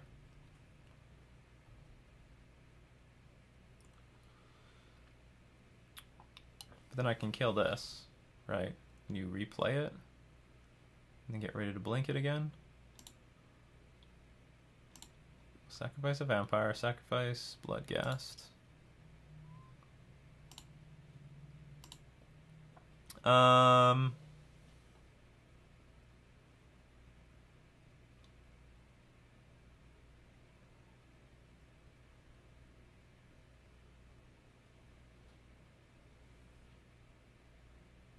Guess I'll get rid of the knight now. Make them work hard to get all this stuff going. Because if they want to attack me and get the knight back, then they have to kill. Then they don't kill Sorin. And I assume they want to spend this turn killing Sorin. This is a weird game where we're both gaining like a ton of life. They're gaining life. We're gaining life. I can't calculate this. This is like not the type of heuristics that I'm used to. Sure, multiple people have found pretty good lines to either win the game or put myself in a really good spot to win the game earlier. Yeah, Sorin's gonna go to the dumpster.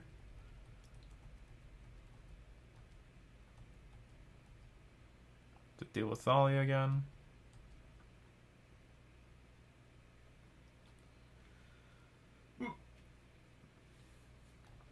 Oh, you have a Knight of Autumn from your hand?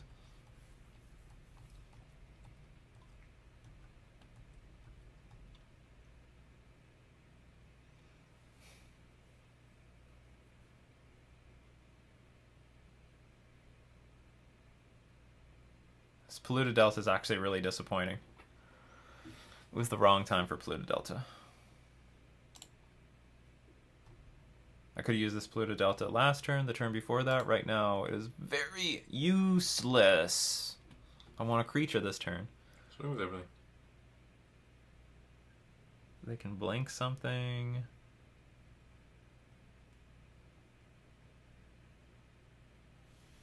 I could probably attack with something here. No, I can't. I want to steal something. Yeah, I don't want to do anything. 2.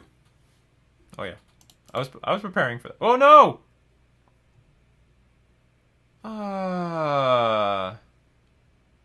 Why? Why am I doing this? Oh, okay, whatever. Moving on. Whatever. I can't activate this now. It costs 2 black and a generic, and I realized after I tapped this that I don't have double black available anymore. Well, let's try to make use of this Mutavault then.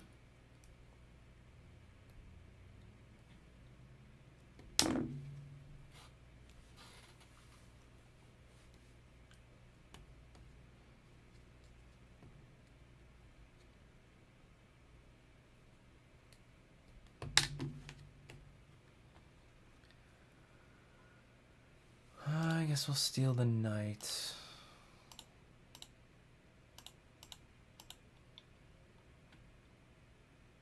This displacer is really hard to deal with. Not gonna lie.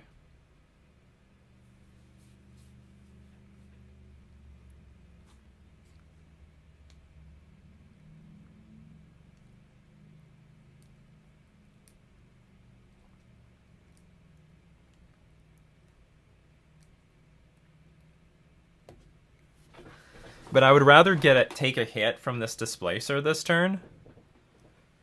And then just start drawing cards, put more creatures on the battlefield, maybe try to steal 2 things a turn. Turn this into a big war of stealing crap. I'm just going to take the damage because I don't want to lose the Mutavault yet.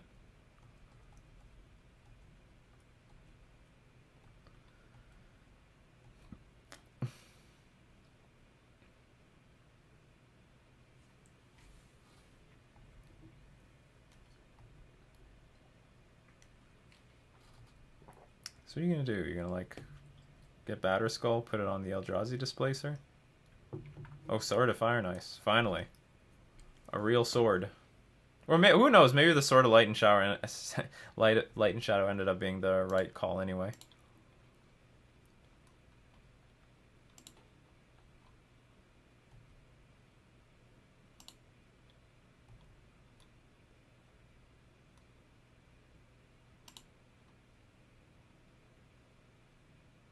Another Blood Artist.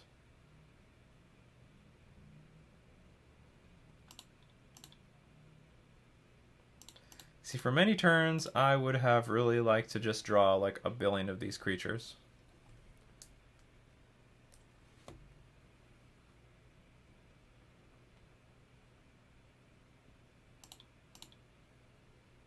One, two, three, four, 5 creatures still.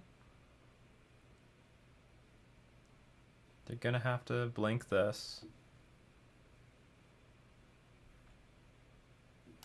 Actually, I guess I could still do this. He can come back. He can come back. If blocked. Oh. Well, okay, it dying is not a big deal. Still take some damage from the Blood Artists.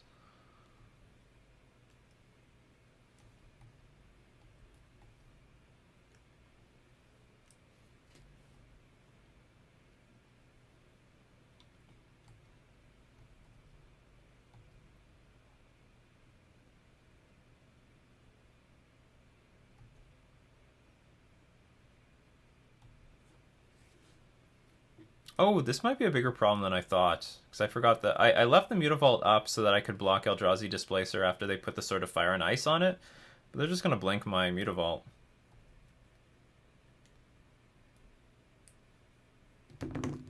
So how is this game going to turn out? Not good for us.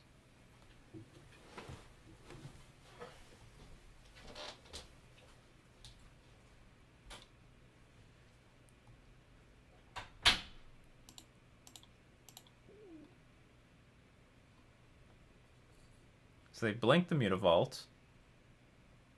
We steal Knight... can we steal...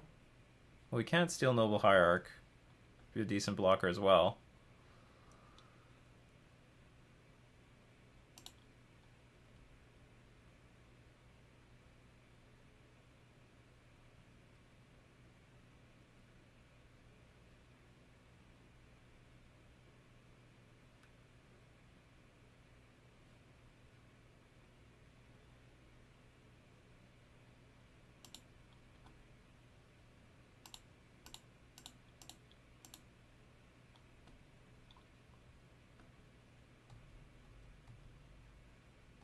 Not sure why I keep taking this Knight of Autumn. Doesn't seem necessary. So Bloodghast comes back. Get hit for 8.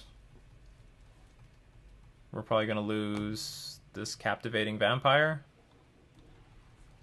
This game is hard. This game is like super hard.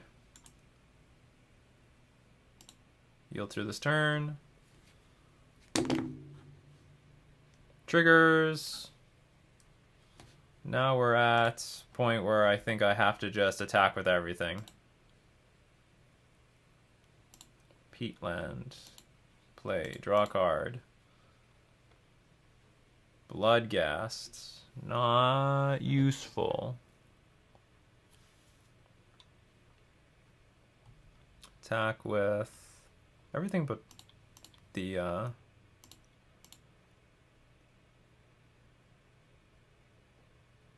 Blood Artists, I guess.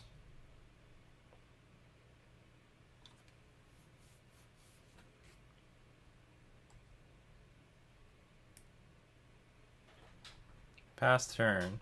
Probably activate Castle Lothwain.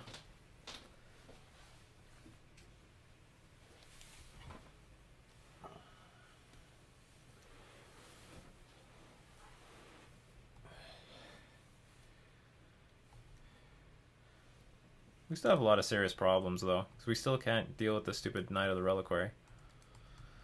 All the sunlight in his forest lands hurting your vampire. It is the light.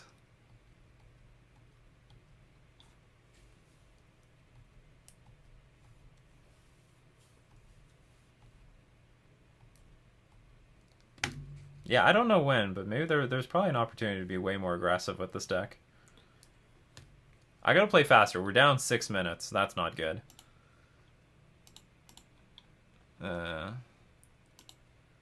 This is some complicated magic right here. I'm just doing this so I can click through my turn. Now they can do whatever the hell they want. I really don't care. Ooh, we have a Inquisition. Ooh.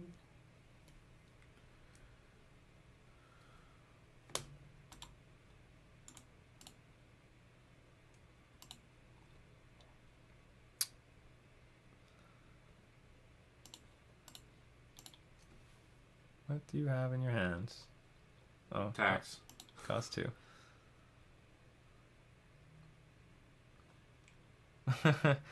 Thought not sealers and reality smashers for days.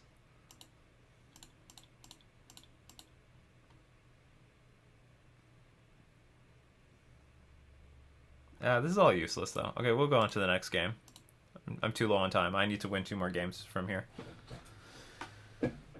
So, cards I don't like. I think we're just going to swap Inquisition for... Put that cage in there. No, cage won't help. I'll just bring in Fatal Push over Inquisition. I'm not going to try to attack my opponent's hand. Just attack the board. Noble Hierarch, Fatal Push the damn thing.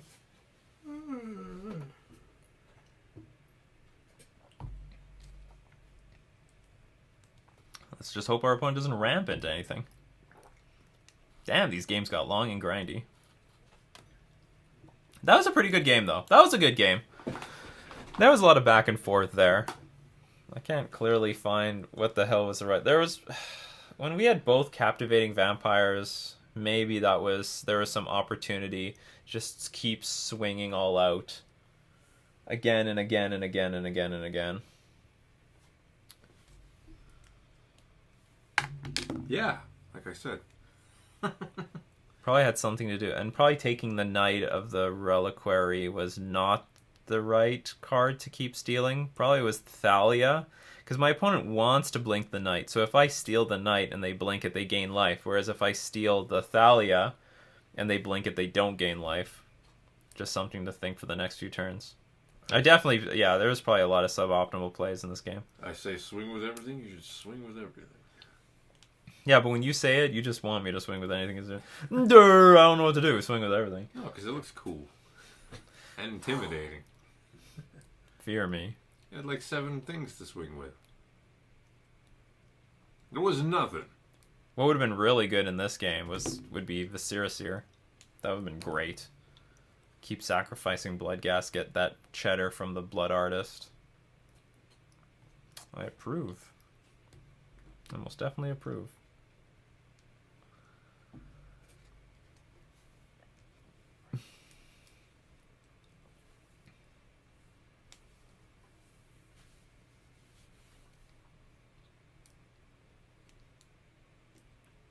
Our opponent's probably thinking very hard about the sideboarding because, oh my god, it's vampires! Never played against vampire deck before. Better get that garlic. I would love to play first. We were on the draw last game, right? This hand is good, actually. I do like a hand with a lot of fatal pushes.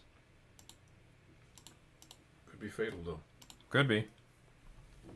Seer into Bloodghast, and then we can start a thing of attacking with the Bloodghast, sacrifice it for a scry, play a land, get Bloodghast back.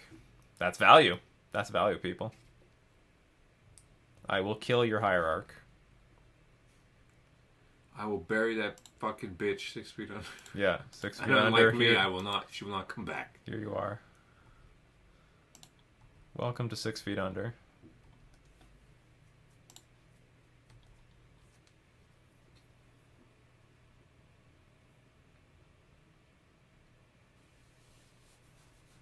Yeah, that's fine. I'm fatal push you.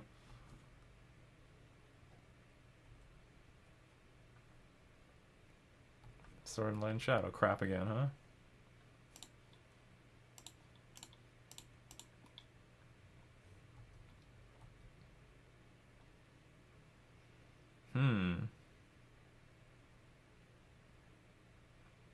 I think we have to start with this.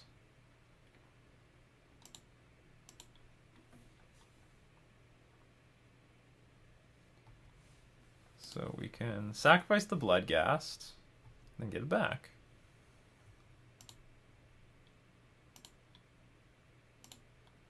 So get to scry. We will put that on top. I do want more lands on top, so we can just keep getting these Bloodghast back over and over again.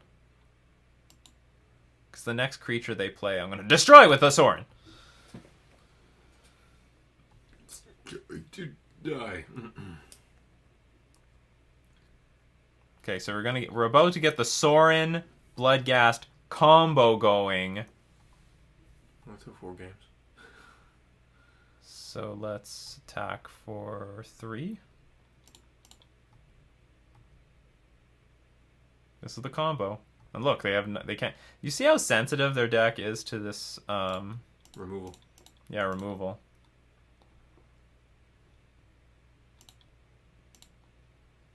Where's your pro everything creature now? Dickhole.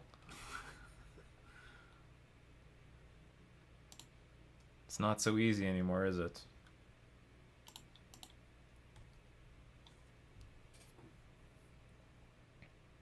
We're still down a lot of time. Holy crap, we're down on time. We're super down on time. Yeah, this deck is all about being in the red. Like a Pokemon speedrun, it's all about being in the red.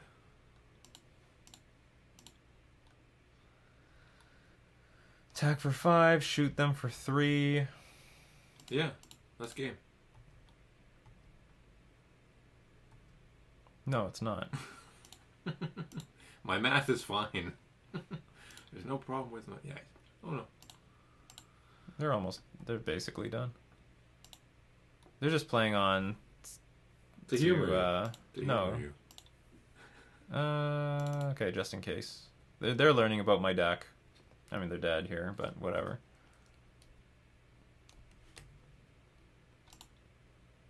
They're just running out of my clock. I'm just going to attack for whatever. Whatevers. Okay. Their plan is to win on time. Gotcha. I understand. Anyway, the last hand was good. Our last hand was good. Double fatal push with some early pressure. Not gonna complain. Then we drew our Sorin. Really, Sorin's really been taking over the games when it's out. Sorin plus Bloodghast is just stupid. Destroy any deck. Keep. It's poor interaction, but at least it's a creature dense hand. Hopefully they don't have filled with creatures. Noble Hierarch. They do not. That's good. Oh, we got the fatal push for the turn 2 Stoneforge Mystic. We're gonna rub one out.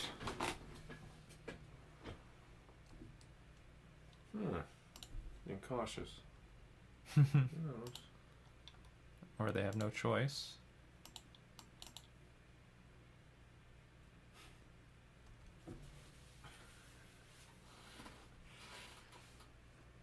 Problem is my fatal push. Oh, okay, that's fine.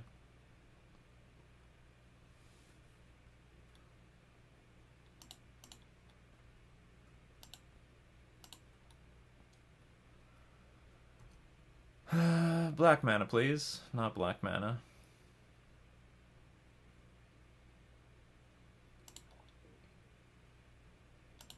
How to do this? Because I would really like to play just Gatekeeper and make them sacrifice their board.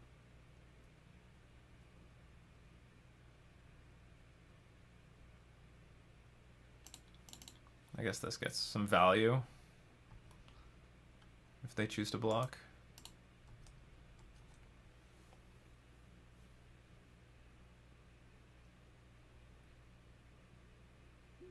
Oh, they just took it all. Okay, that's fine. We do have a sack outlet if we really need to get this Fatal Push online, which might be now because they could play Thought Nuts here. Not blocking anything, not blocking.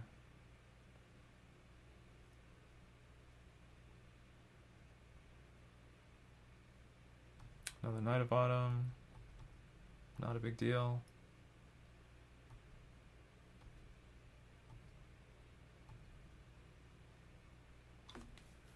Fatal Pushes need something to turn it on.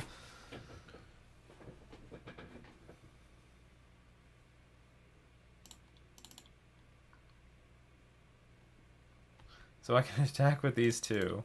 If they block the Vampire Hex Mage, I can sacrifice this Hex Mage to make them lose their counters.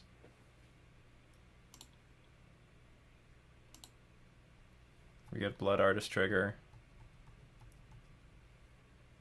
Oh god. Please remember this.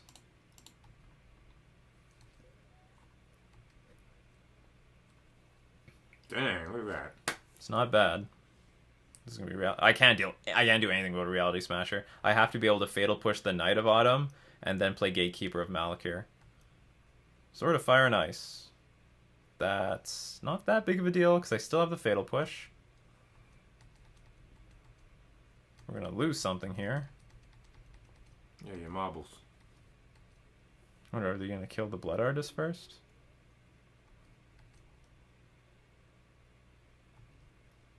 Triggers. Okay, come on, Swamp. Gatekeeper.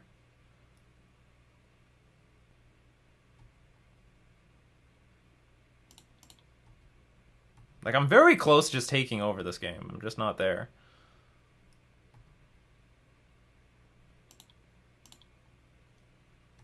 This thing can just easily chump block.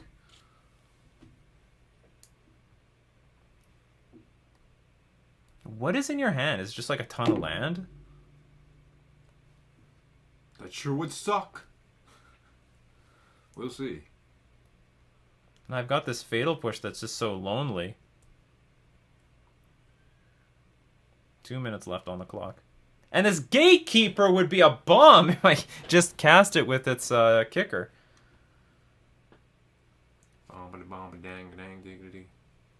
They have to have like a bunch of land. Well, maybe not. Maybe they played the Sword of Fire and Ice to get rid of that stupid Blood Artist, because they can't get anything actually going on without it. Look at that 1/1 Death Touch lifelink. It's a wall. Basically, if you can't remove this, it will remove you. Protection from all the wrong colors. So I guess they're just trying to get through these. Ridiculous. Now I can kill anything that they cast with the Fatal Push. Not that. That's a awkward one. I can kill it with the Gatekeeper. Get that land. Hopefully they play something else that I can Fatal Push. Or are they going to equip? Okay, that's fine. We still need a land. Come on.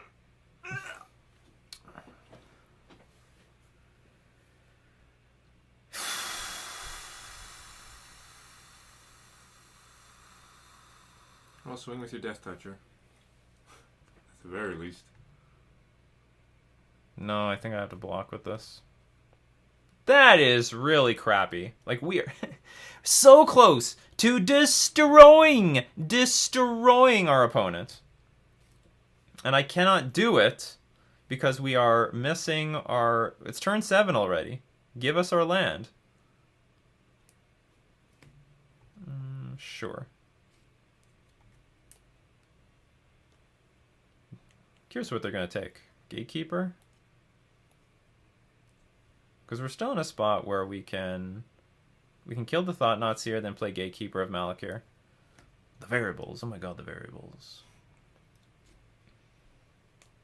So many options.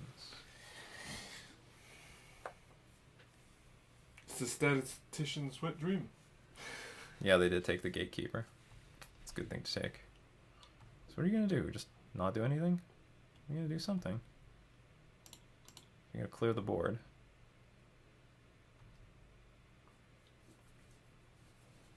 Result online. Well, we got the Fatal Push and at least draw something for the turn.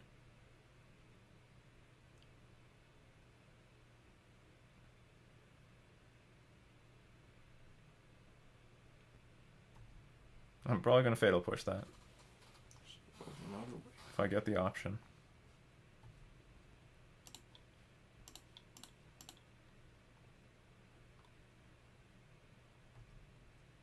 Oh, finally. Can't afford this thing to attack next turn.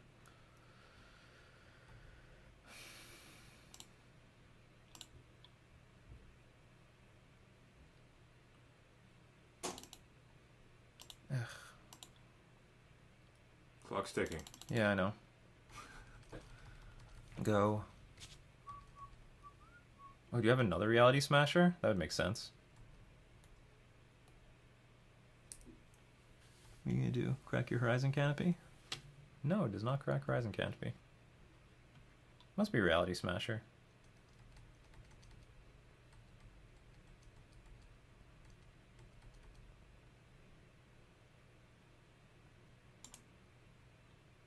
Yield through this turn. I can't do anything. It is Reality Smasher. Well, if they have Reality Smasher, I'm lost. I don't think there's anything I can do from here. That blows. We had they got very lucky. We had very, very good winning chances. We were just crimped on land. Now the problem is anything we play just dies. Like this thing would have died. Oh, well. So close. Swing for... Oh, but you can't even swing for 2. Guess we might as well play this just to get them to kill the Captivating Vampire. You have a 3-turn clock with a Mutavault. Somehow. Something like that, yeah. I do. They're just playing more swords from their hand.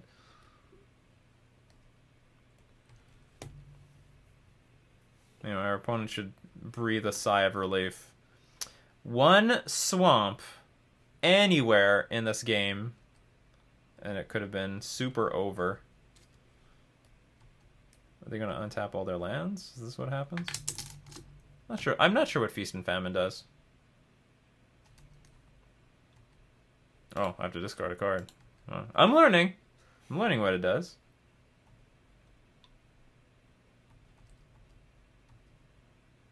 At least we're not losing due to time. That would frustrate me. Okay, there's too many swords for me to deal with. This is too many swords.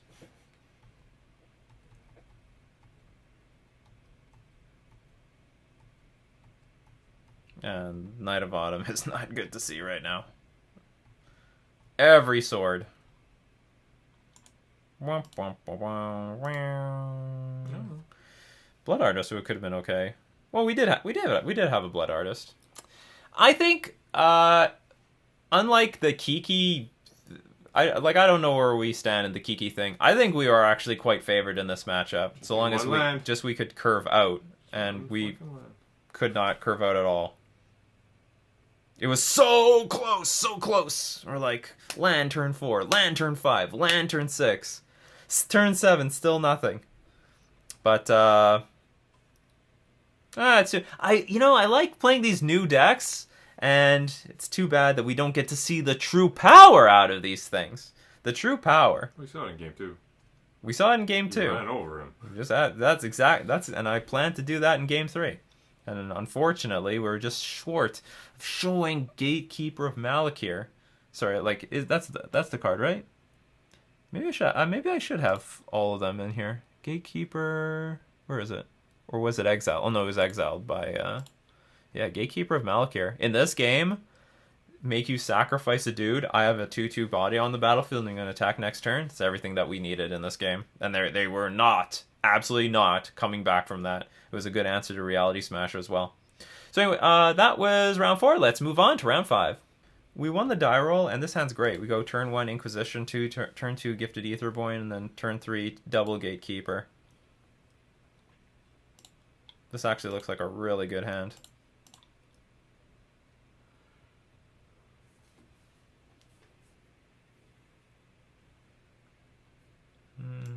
Thoughtseize, Thought Scour, Colligan's Command.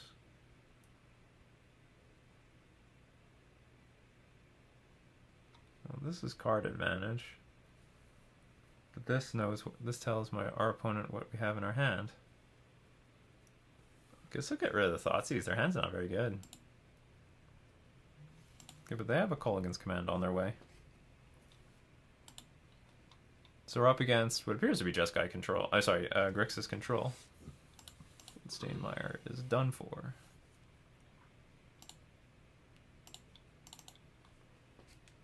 So this can't get hit by Colligan's Command. Too bad. Why? Has 3 toughness. Oh. Okay, so technically they can target it. You can do that. It's not a wise decision though. Thought Scour themselves. Put another Thoughtseize in the graveyard. Some lands. Street Wraith. It's Death Shadow, which I think is going to be good for us. I dearly hope that they play something like Gurmag Angler next turn, and then we Gatekeeper of Malakir it away. That would be so. That is, I wouldn't say it's the dream, but I mean, you know, you look at all the resources that they use to get to that point, and then you just Gatekeeper it all away. Yeah, it looks like they're going for Gurmag Angler here. Both of these nuts. So did they play? Was it a Bloodstainmire? Okay. Let's end this fish's whole career. Yes, absolutely.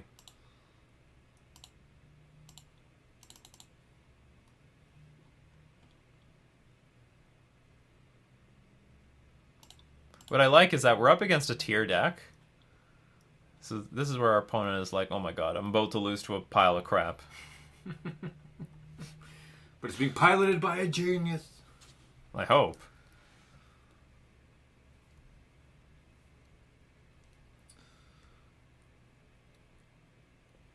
Do it again. Yeah, do it again. Well, they will. They'll play Colligan's Command. Hitting Gatekeeper, bring back Gurmag Angler. That's exactly what they're going to do. Some pro plays. Or they're going to do something else. What is this? Collective Brutality. You want to know what I'm playing? Okay. There's a second Gatekeeper on the way.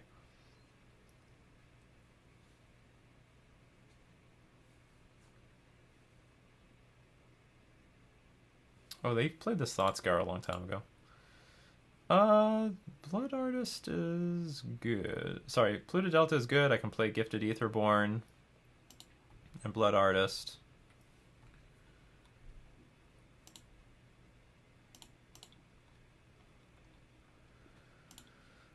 I don't know what they do about any of these cards. This is all a nightmare. I mean, even if you get your Gurmag Angler in play, you don't want to block. You don't want to block my Gifted Aetherborn. You know, like you don't want to do anything. You literally don't want to do anything. It's all bad. Oh, they can actually. What I didn't think about was what they could have done was make me discard my Gatekeeper. I didn't think about that. That's okay. Using the bag. It was. Fatal Push. I don't think I'm going to bring that in. It can kill Death Shadow, but it can't kill... Well, I don't know. Maybe a few of them are okay. It just can't kill Gurmag Angler. Is there anything I don't want? Look at this Vampire of the Dire Moon. You have a Death Shadow in play? That's okay. Vampire.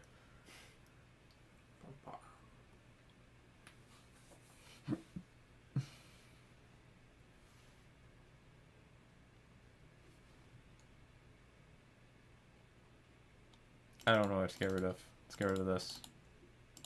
Some fatal pushes. I like everything else.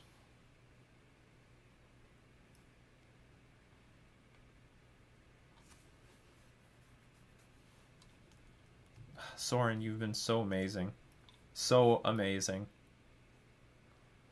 Sorin is modern playable. If enough good I mean, maybe there are enough vampires to be played. I'm not sure. Probably there are. Thanks for everyone who's still watching. Who believes in vampires. That looks okay. Nobody believes in vampires. They're made up like Santa Claus. But you're going to be seeing in December, Troll Tuesday. Our opponent is taking the draw. Okay. It's fine with me. Nice plan. So we got the Bloodghast Sorin combo. That's good.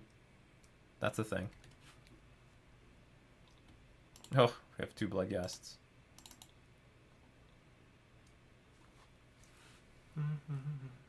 I don't think you have any plan for this card. Do you know what's cool? I can attack into the Gurmag Angler with Bloodghast. They block. I play a land. Get Bloodghast back. Then Sorin sacrifice the Bloodghast to hit the finish off the Gurmag Angler. So there's millions of ways of dealing with Gurmag Angler. Our opponent is playing pretty clever though to what's it called? Beat the odds. To beat us.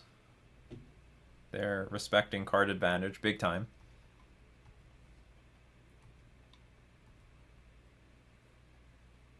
A lot of Vampire Hex Mages.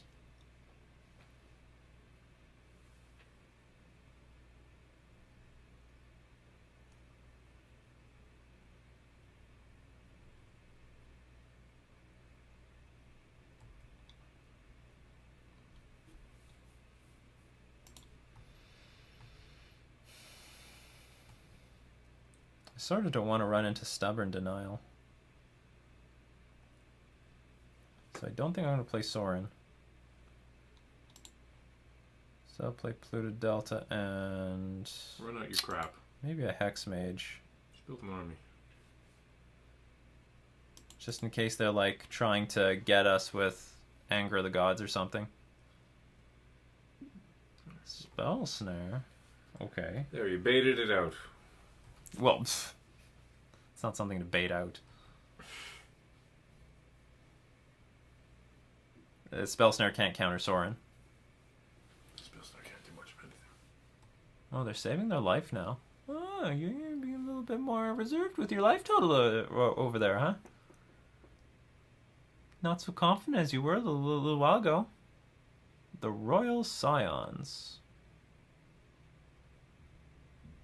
Loyalty to this thing is relatively high.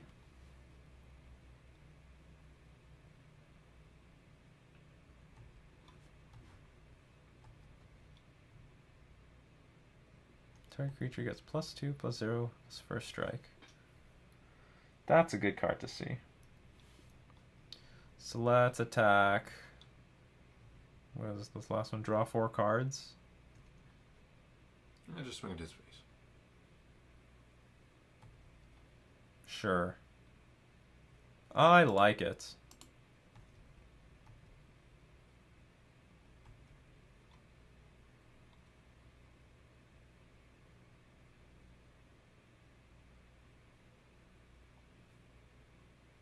Okay, now I'll play the Sorin.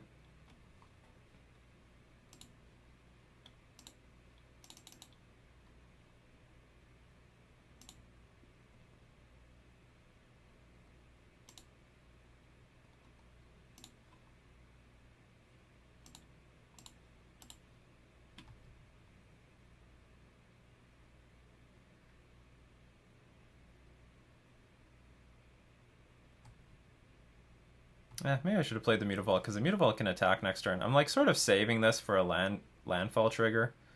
Because if I play it, then my opponent could play like Anger of the Gods, wipe away my Bloodghast.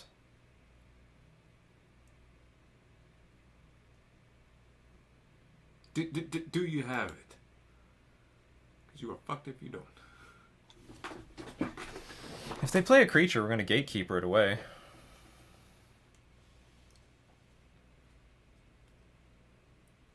Oh, they could Spell Snare it. He's a big boy. There's Death Shadow. Oh, do you know what we can do? We can Vampire Hex Mage this Royal Scions. But I can't do both. Snapcaster Mage deals with both of them. Both of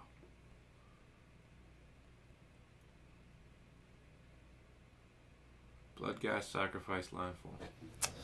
Cast Bloodghast. Anything I cast could get countered. Mutavault is not counterable. Okay, so anyway, let's start with Mutavault. Let's see if we can induce our opponent to do something. We have not.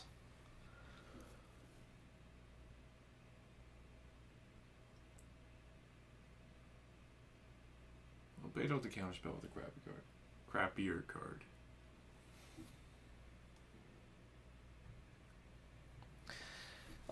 We could get rid of the Royal Scions by going -3, put a Hex Mage in play, blow up the Royal Scions. That's an option. Okay, so let's... So one thing I don't like is if our opponent has Snapcaster Mage, then they can counter Gatekeeper of Malakir. You're at 22, he's at 6.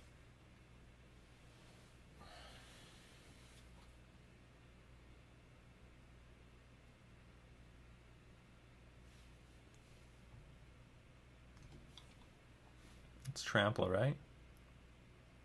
First strike and Trample. Why do you give Trample? You're not... Are you really a Trample? Oh, I guess you can give Trample. Red gives Trample.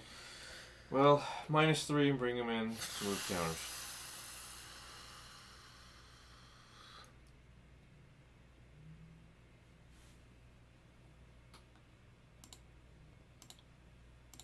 Alright, let's just hope.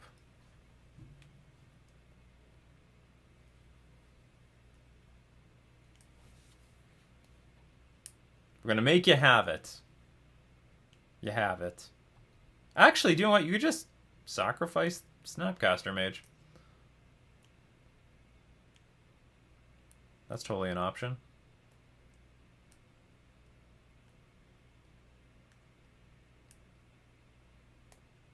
Is there anything else you can do with your graveyard? I don't think so. There's nothing else here.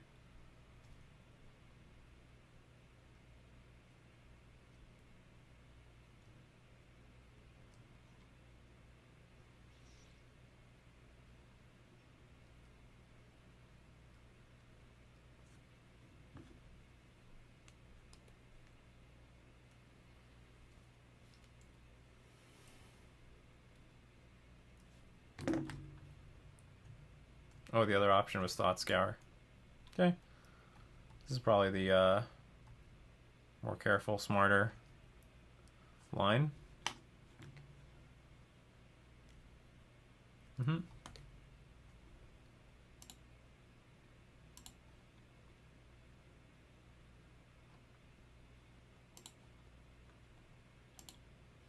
Yeah, we get to see the power of Vampire Hex Mage. He's very dead. And Death Shadow, I mean, I'm not sure, but I think Death Shadow is going to attack. Oh no, Death Shadow can attack us. Snapcaster Mage can attack the Sorin.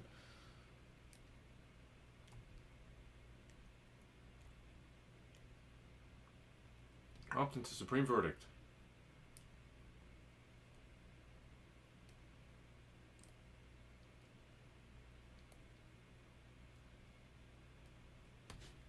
There's no removal here. Fortunately, Bloodghast cannot block. Did you say fortunately? Unfortunately. Oh, interesting. What are you really afraid of? Apparently me. I'm gonna kill you out of nowhere.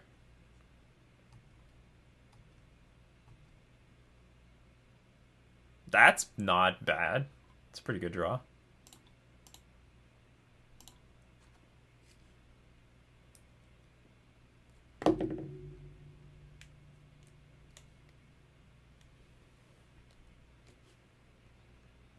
Because I guarantee some damage.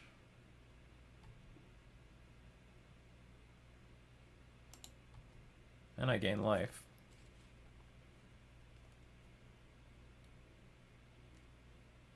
What the hell is this? Instant speed. Dismember. Okay.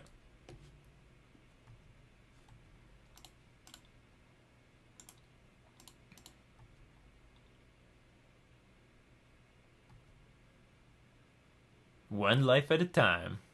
One damage at a time. Ooh, they're playing very safe. That's okay. All it takes is one land, and they're all back onto the battlefield.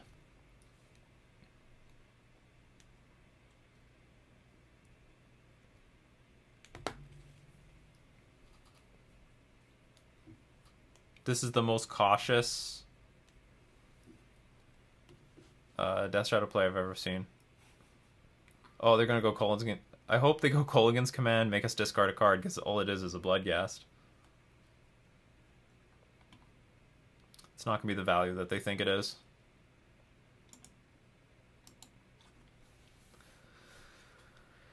Let's do it. Discard Bloodghast. So they still can't do much attacking. Or I guess they can attack with Death Shadow and a Snapcaster Mage.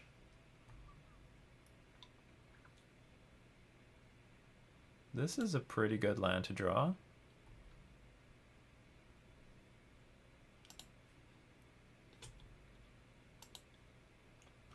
Let's sacrifice, see what we draw out of this.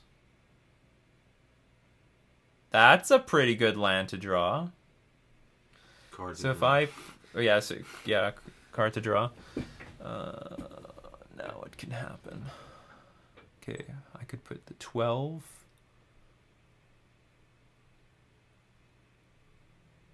But then none of my creatures are allowed to die.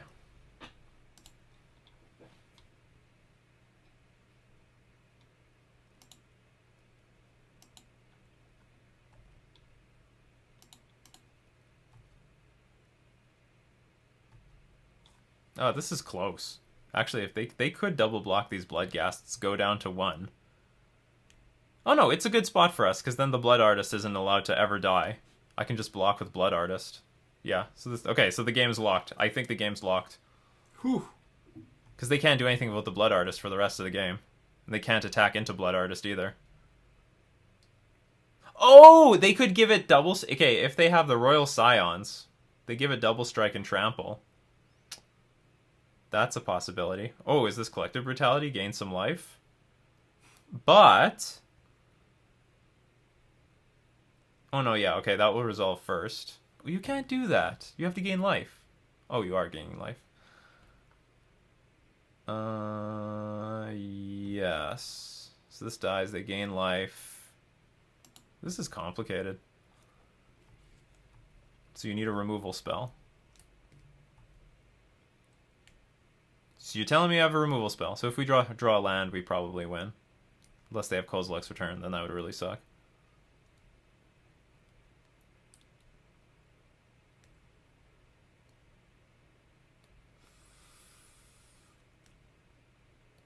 It's a close game. Gurmag Angler.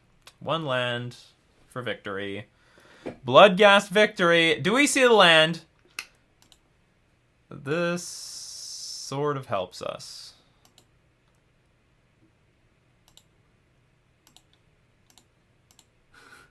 Bye. This is the worst time to get it, but whatever. So it still puts us... Well, they could now draw Snapcaster Mage wins. Lightning Bolt wins.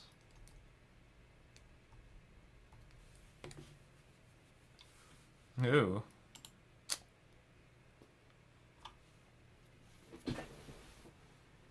There's a round 3.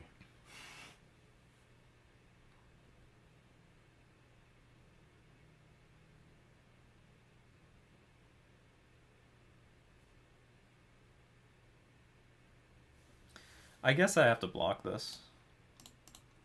Because if I draw a land, I still win. Like, if they have some way of beating this, and they are representing that they can, then it's gonna happen.